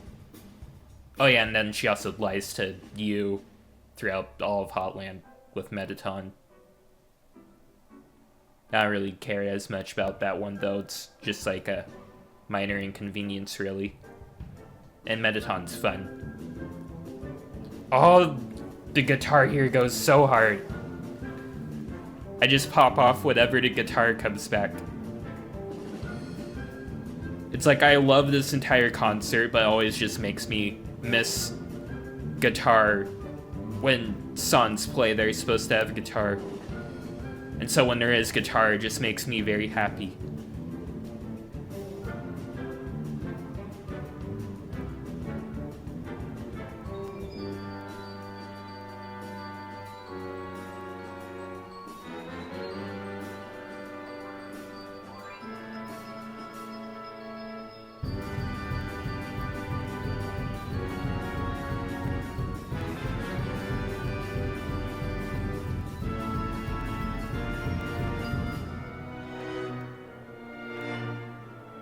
Every guide, are you hearing this?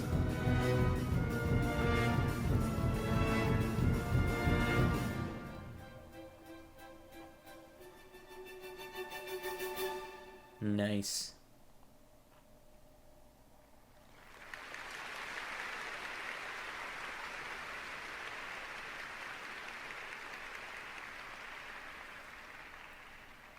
So is next the song that plays when Flowey is threatening to murder everyone you know and love? I love that theme.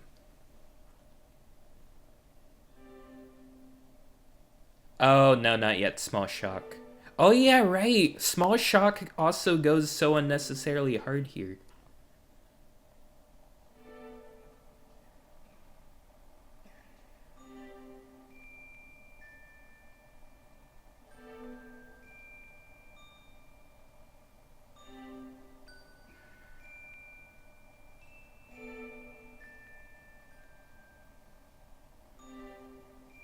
Once again, though, my flowey-pilled brain comes in, and I mainly now associate small shock with the end of the genocide route.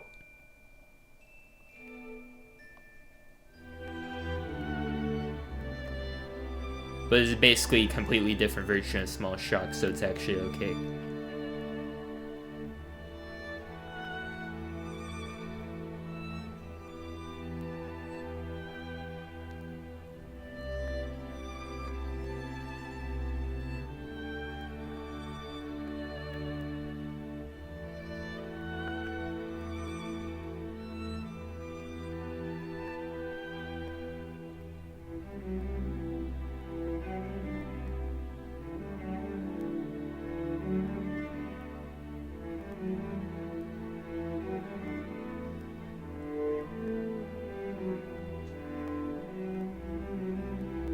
This is the I miss my wife segment.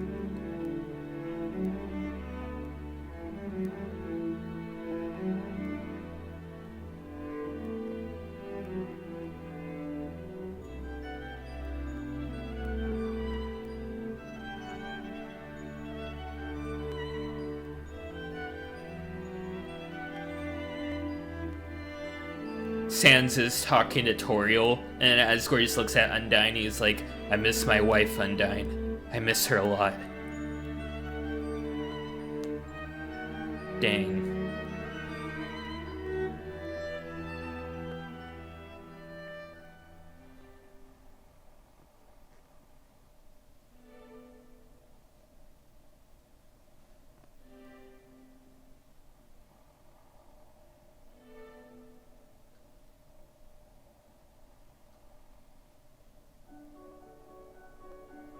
Falling down reprise, here we go.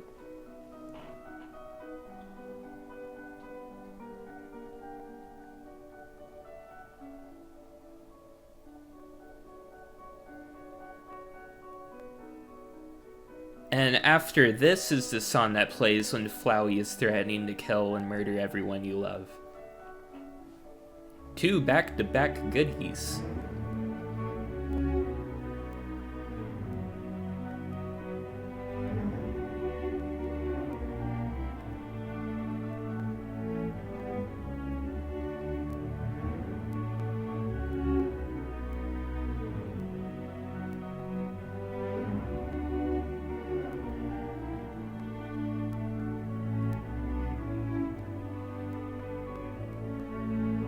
That takes me back.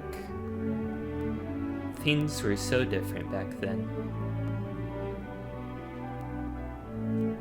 I was so different.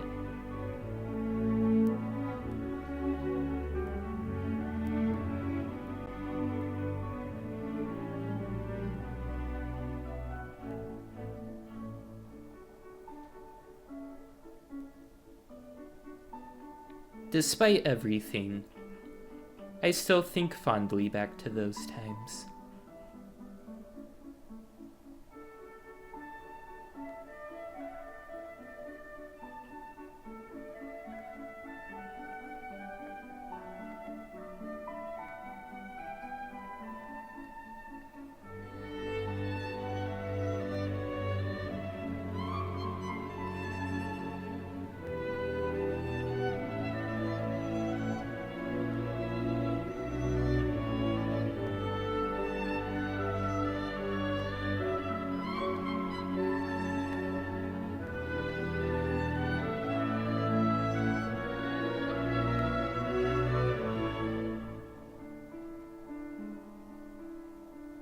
Alas, all good things must come to an end.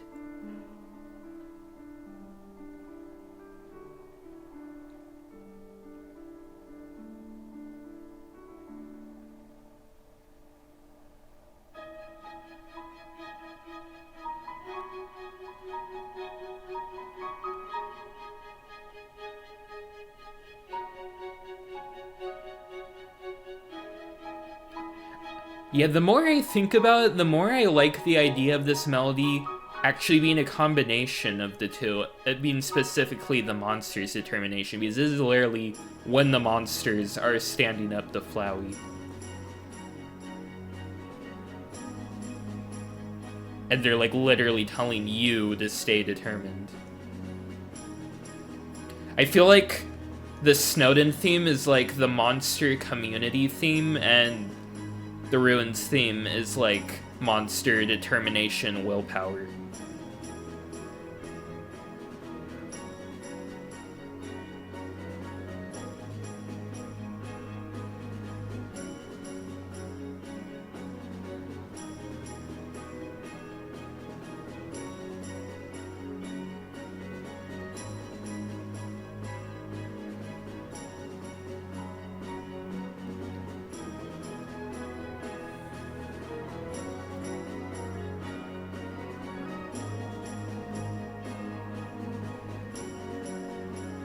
It's so beautiful. I just can't believe. I can't believe. I can't believe. They're all so stupid. Here we go. Hopes and dreams.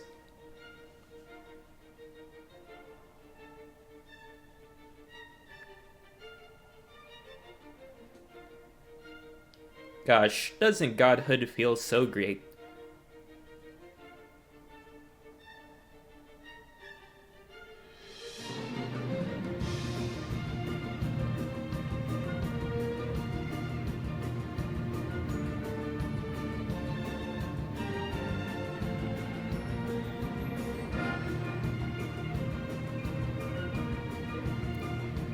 I feel like what's amazing about this theme is when you think about it, like, this theme is like popping off for Azrael. Like, Azrael just basically, like,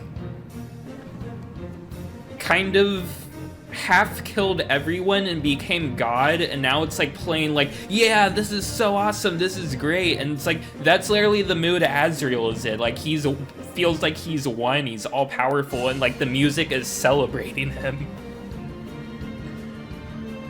It's like, what do you think about it? It's like a villain theme, but like from the villain's perspective, so it's like so upbeat.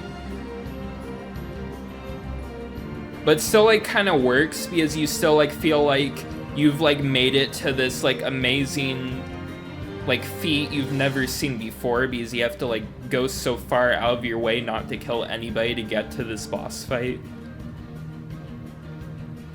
So like it still just works because you just feel so hyped to get to this fight at all. But like in the context of the story, it's like it's just celebrating Azrael just like kind of having murdered everyone and trying to murder you.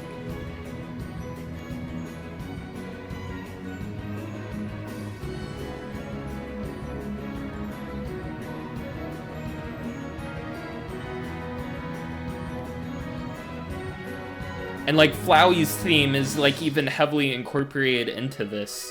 Like freaking Flowey's theme, and it sounds all upbeat and cheery. I mean, I guess it kind of always does, sort of, by design. It's kind of part of the point, but it sounds more genuine here.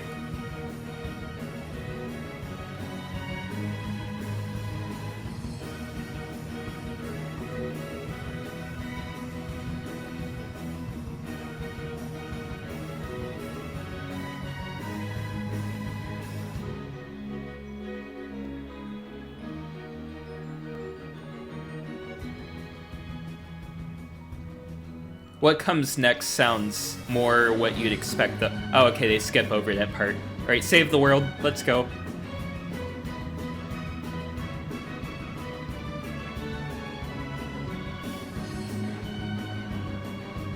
Undertale boss rush real.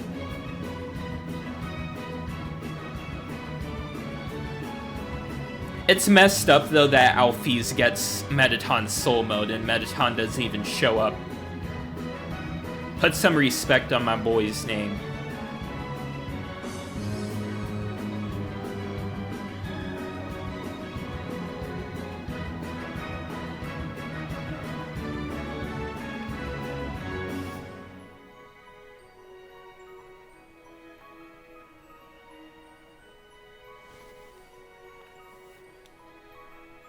Meanwhile, Sans just being like, just give up, I did. Why even try? You'll never see them again. And it's like, wow, Sans is kind of living like a terrible existence full of existential dread and stuff. But anyway, save the world. Let's go.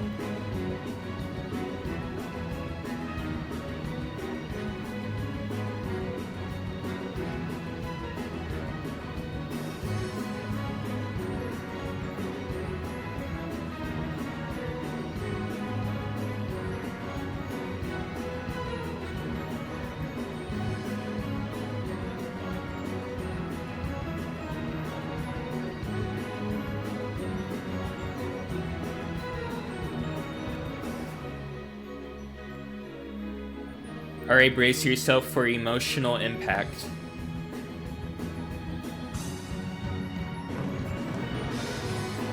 Okay, not quite yet.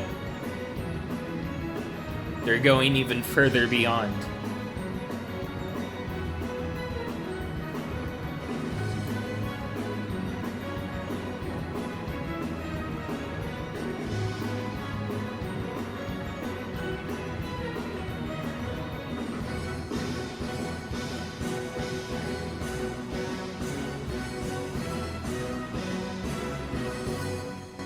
Alright, here we go.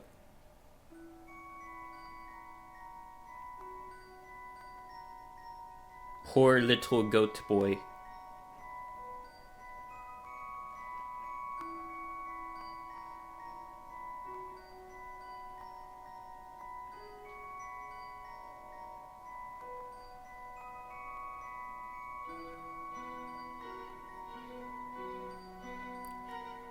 When you think about it, like, every ending ends with Azrael just being a big crybaby.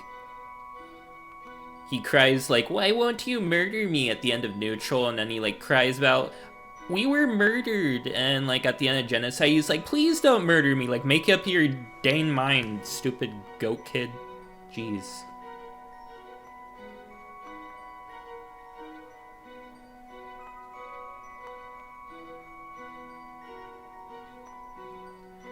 Man, I'm gonna miss Azrael and Deltarune.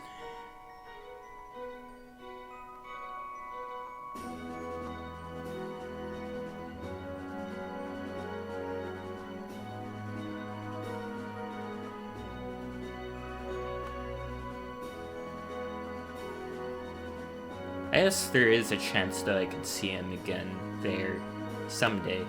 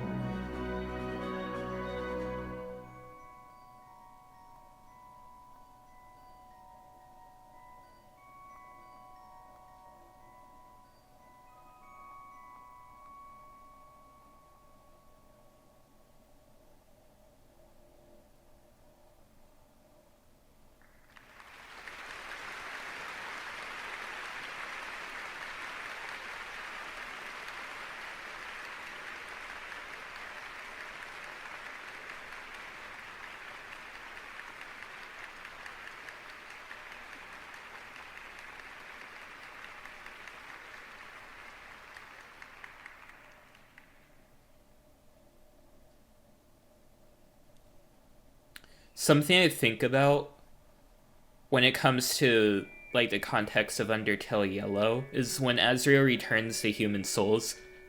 Just imagine the conversation he would have with Clover. Like, he asked us for forgiveness for things he did, but like, what the hell did the conversation between him and Clover look like?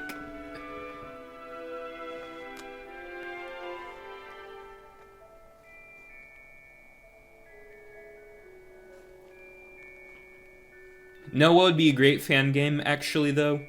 After a true pacifist ending, like, Azrael and Clover go on one last adventure together to get Clover back to Martlet.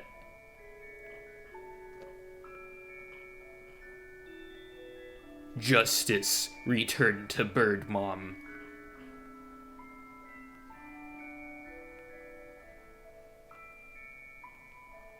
And Azriel's just doing his best not to bring up the time that he stabbed and impaled Martlet in a timeline. He's just kind of like, yep, I'm happy for you, yep. Doot doot doot doot doot doot doot doot doot doot doot doot doot doot doot doot doot.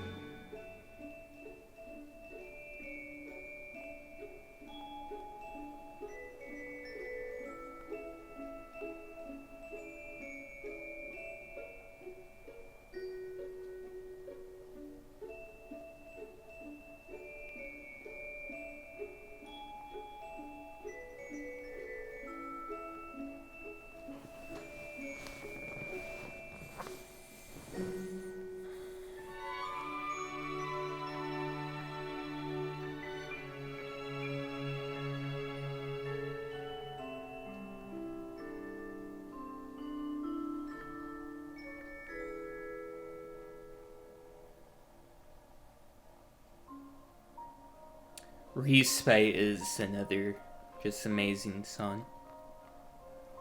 The Surface.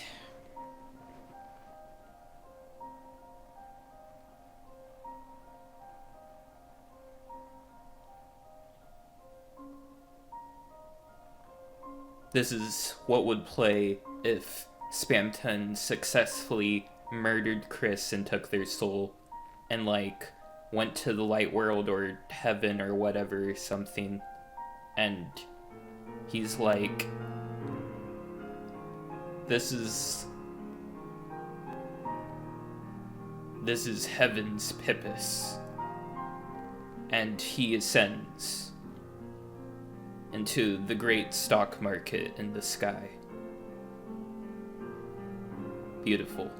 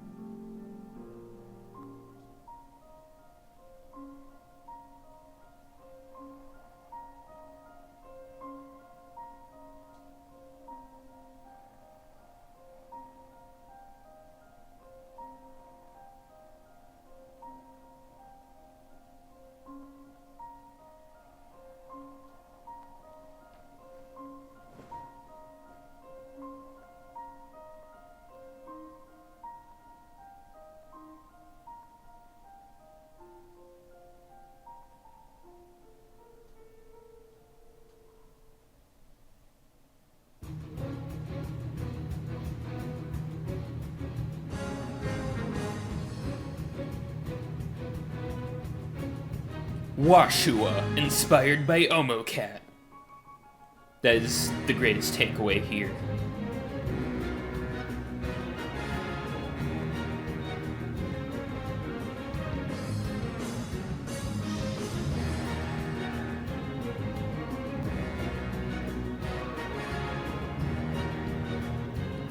Aaron, drawn by Temmie, reluctantly.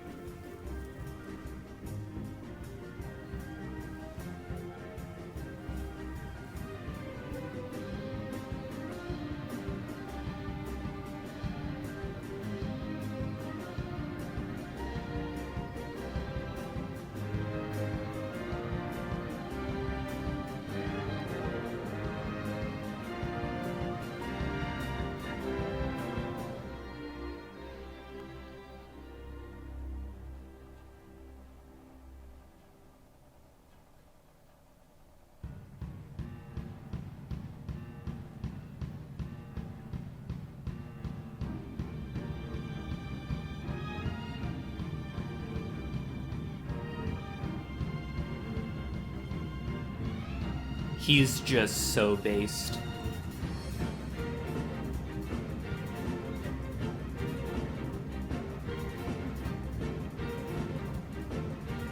And then it transitions into core. Hell yeah.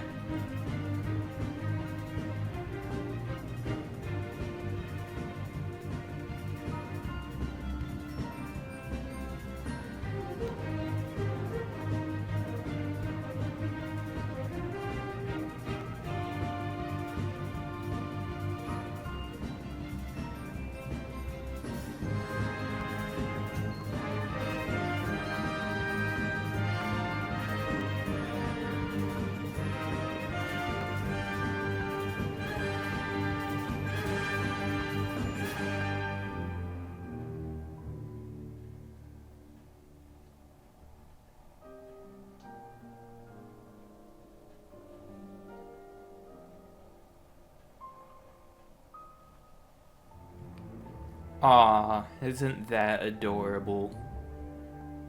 They are never getting back together, no matter what the fandom thinks. Asgore literally murdered like 6 children.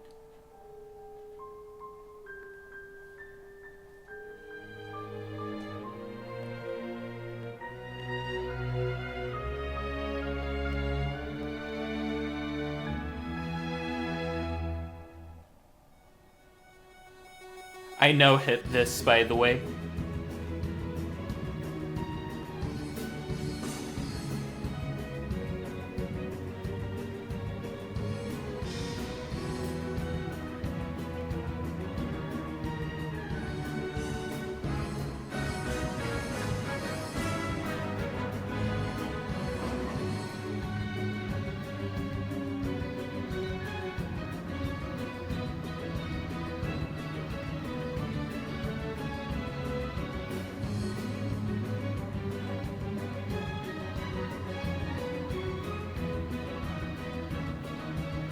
We just passed midnight, by the way. It is 12:02.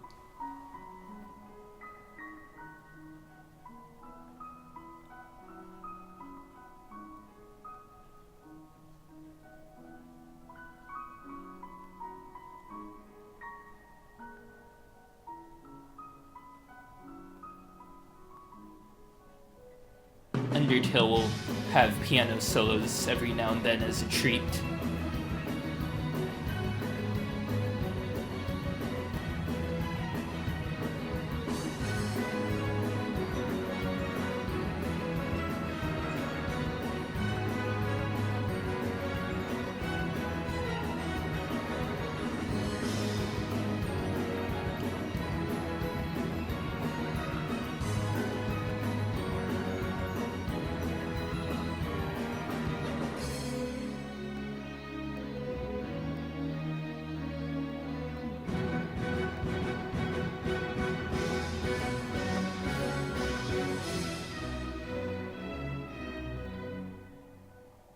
And that's that.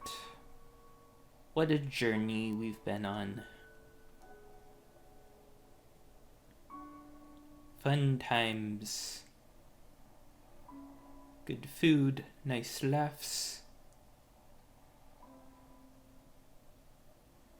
So many wonderful memories, all about to come to an end.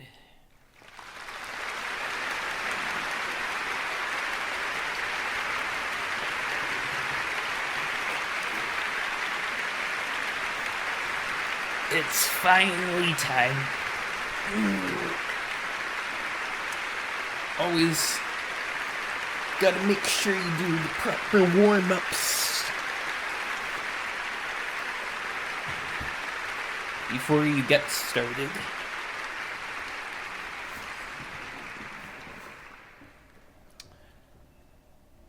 So this is like, from here on out, this is like why I just consider this concert to be like absolutely incredible. So they give us the menu theme to represent going back to the menu, as one does. I love the menu.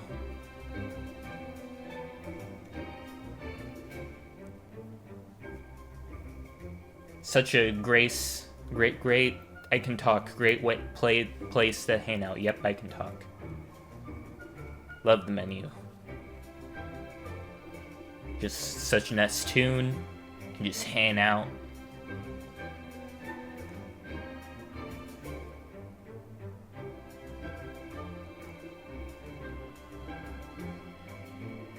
So great. Wait, what's that person doing back? Oh.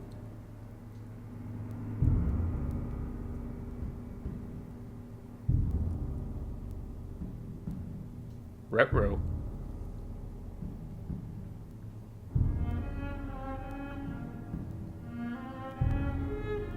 '07 for Toriel. F's in the chat.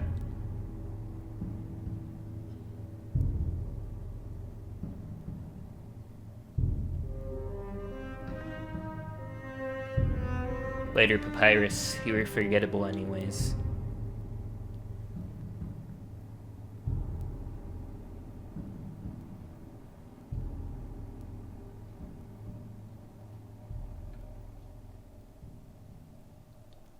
Okay, here we go. Finally, a worthy opponent.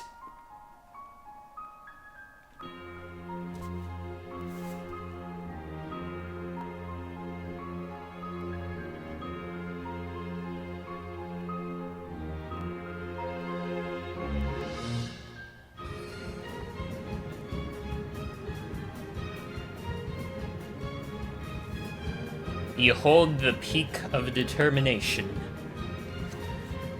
Ooh, such a good fight.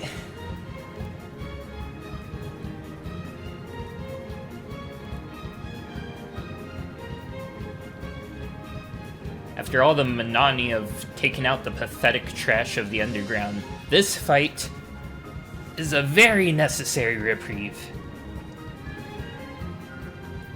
Thank God someone in the underground can put up a real fight.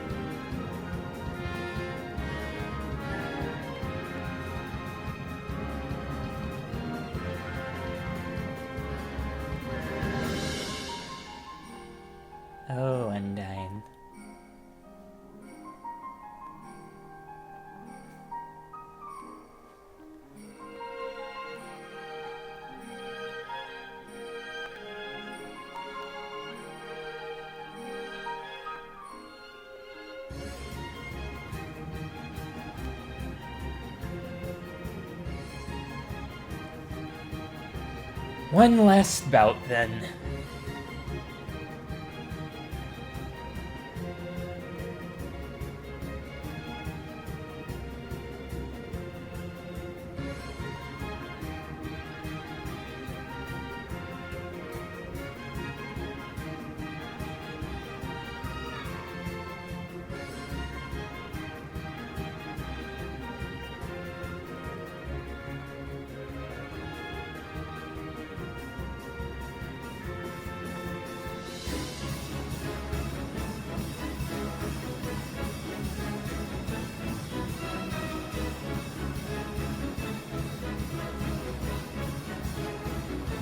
Her motif is wasted on you.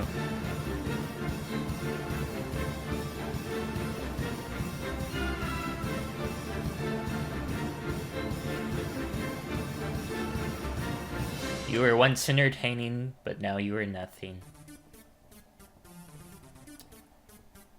Now I've got a good joke for you. Yeah.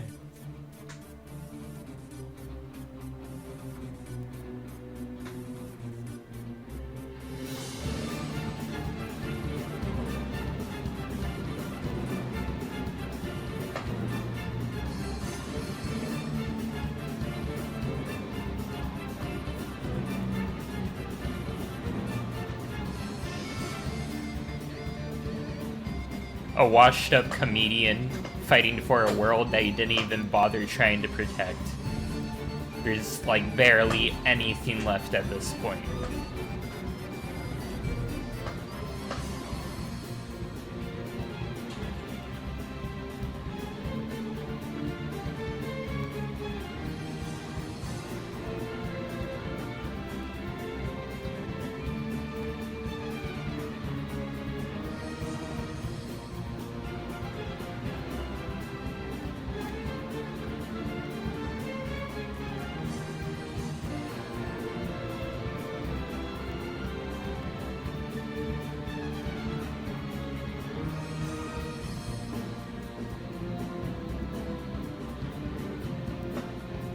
It is simultaneously a fight that means everything and nothing.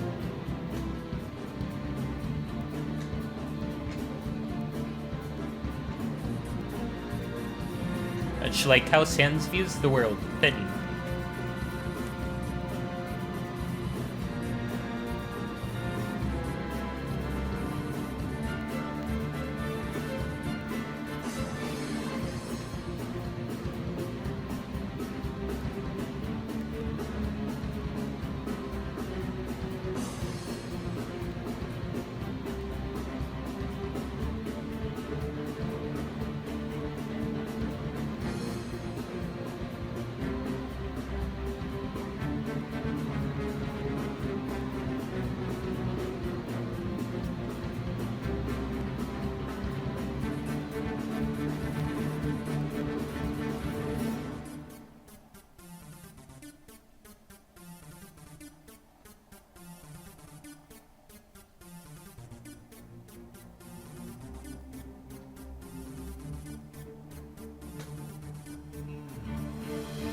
Just try and delay the inevitable. See how far it gets you.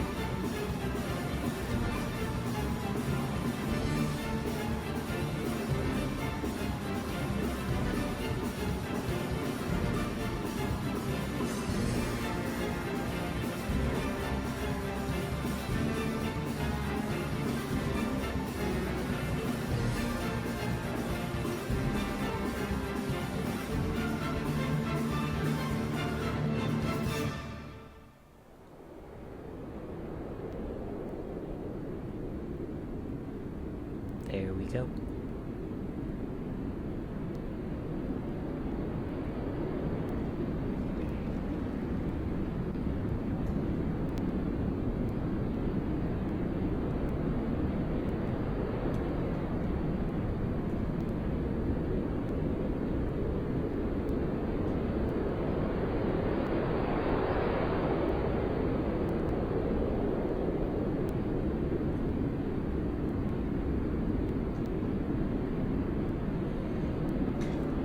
Nothing left but the absolute.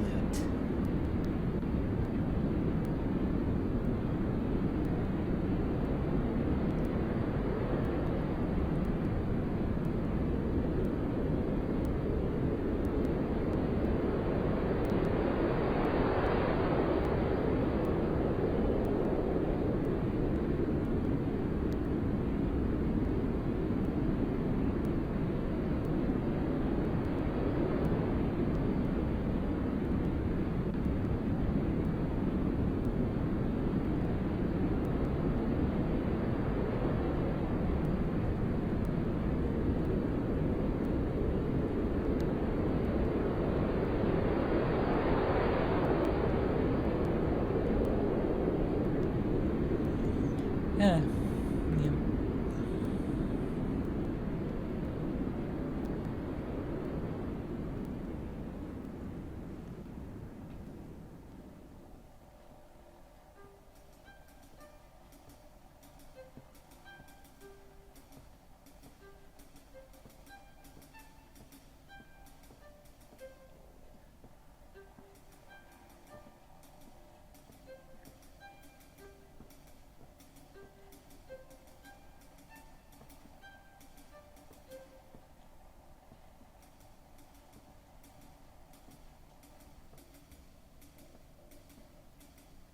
I should go visit Flowey.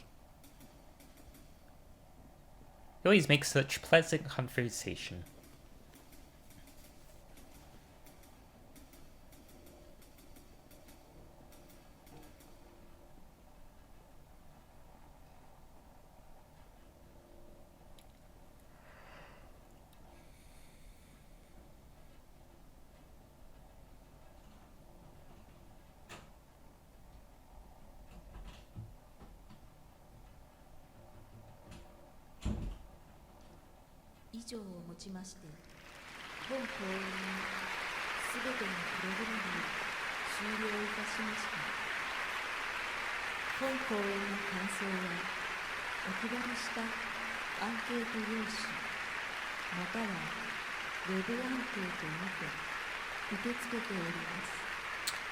Well, that was quite something.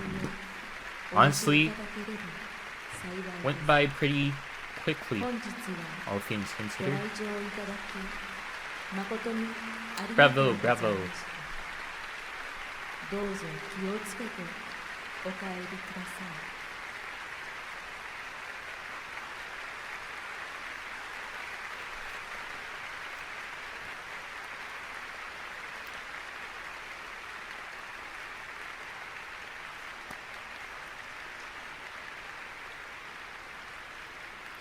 I still can't believe that's how they ended the concert.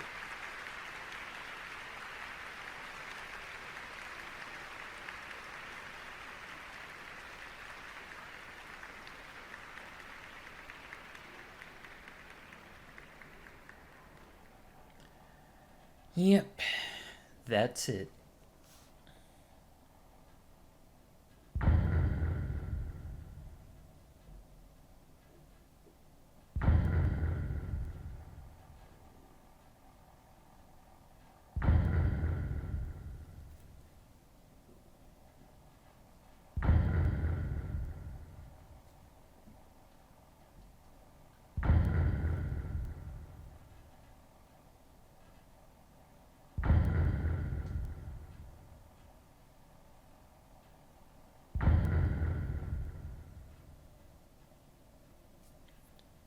Geez, feel kinda tired.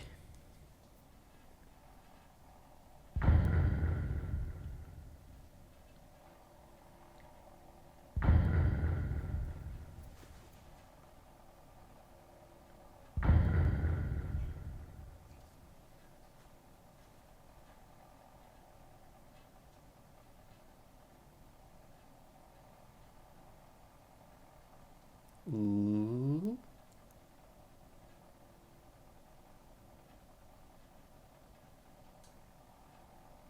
Hello there. Mm-hmm. There we go.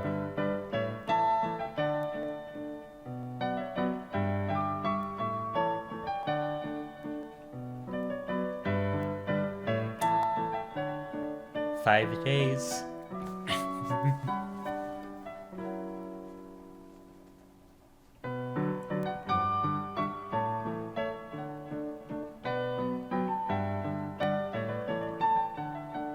And if I remember correctly, I think this is when Toby had wrist problems, so...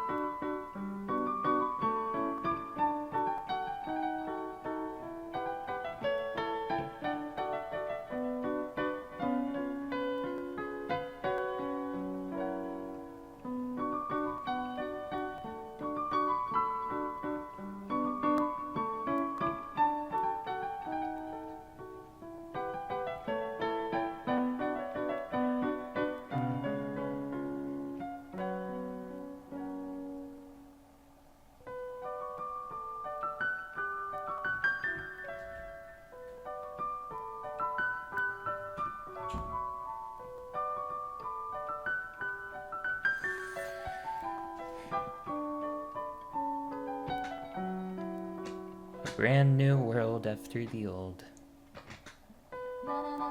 And here's Temmie singing the vocals.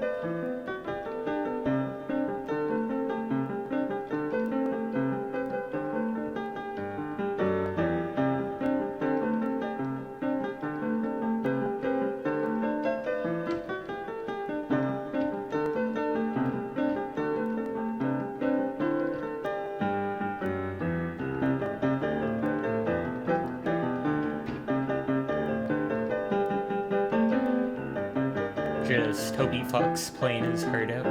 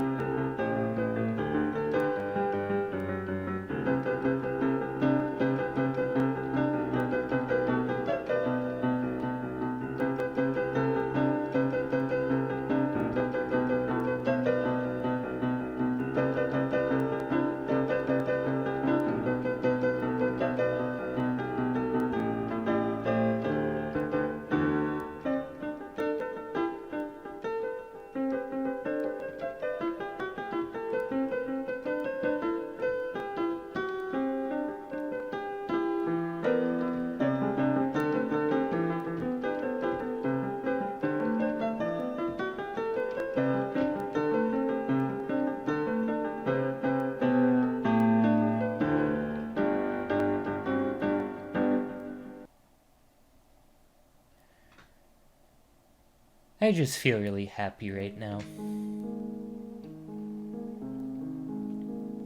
This is wonderful.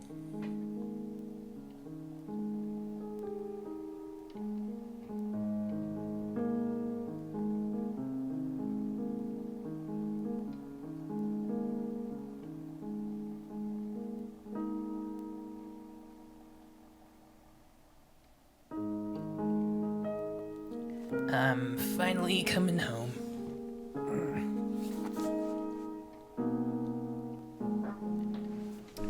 EP time for me.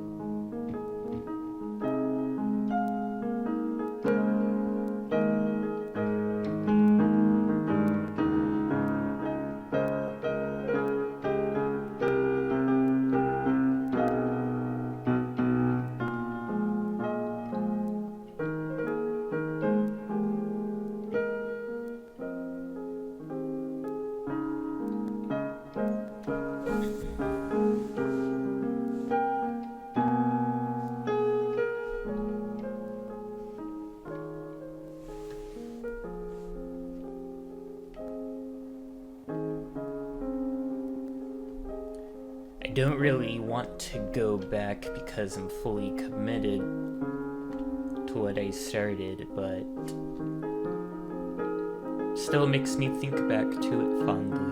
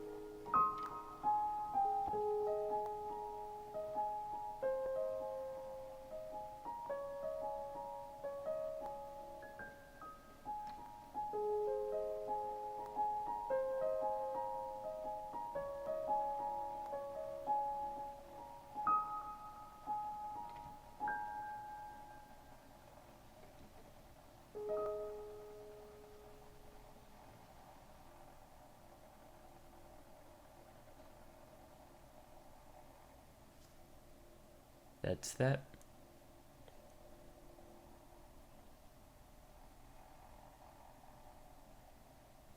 Oh, I was just talking about you, like, half an hour ago.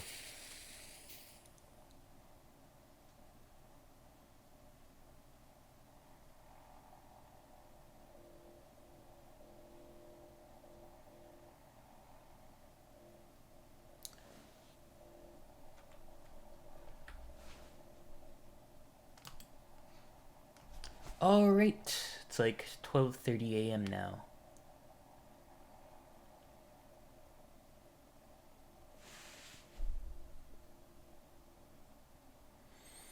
Woo. You know, I planned to do this a while ago, but didn't realize how much it would drag me down memory lane. Oh, that feels fitting, I suppose.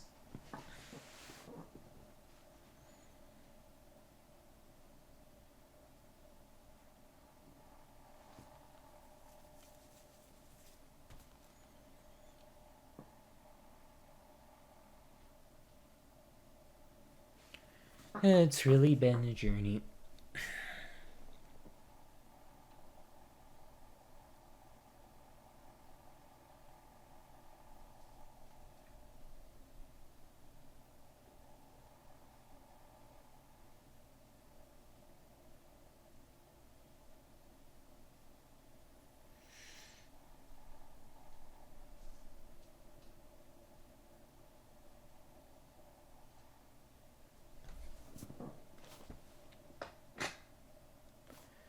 Now all that's left is to continue forward.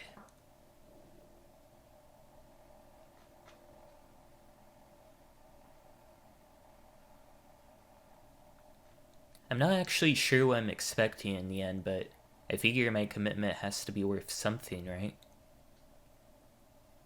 Otherwise, everything else up until now would have been meaningless. Well, see you tomorrow.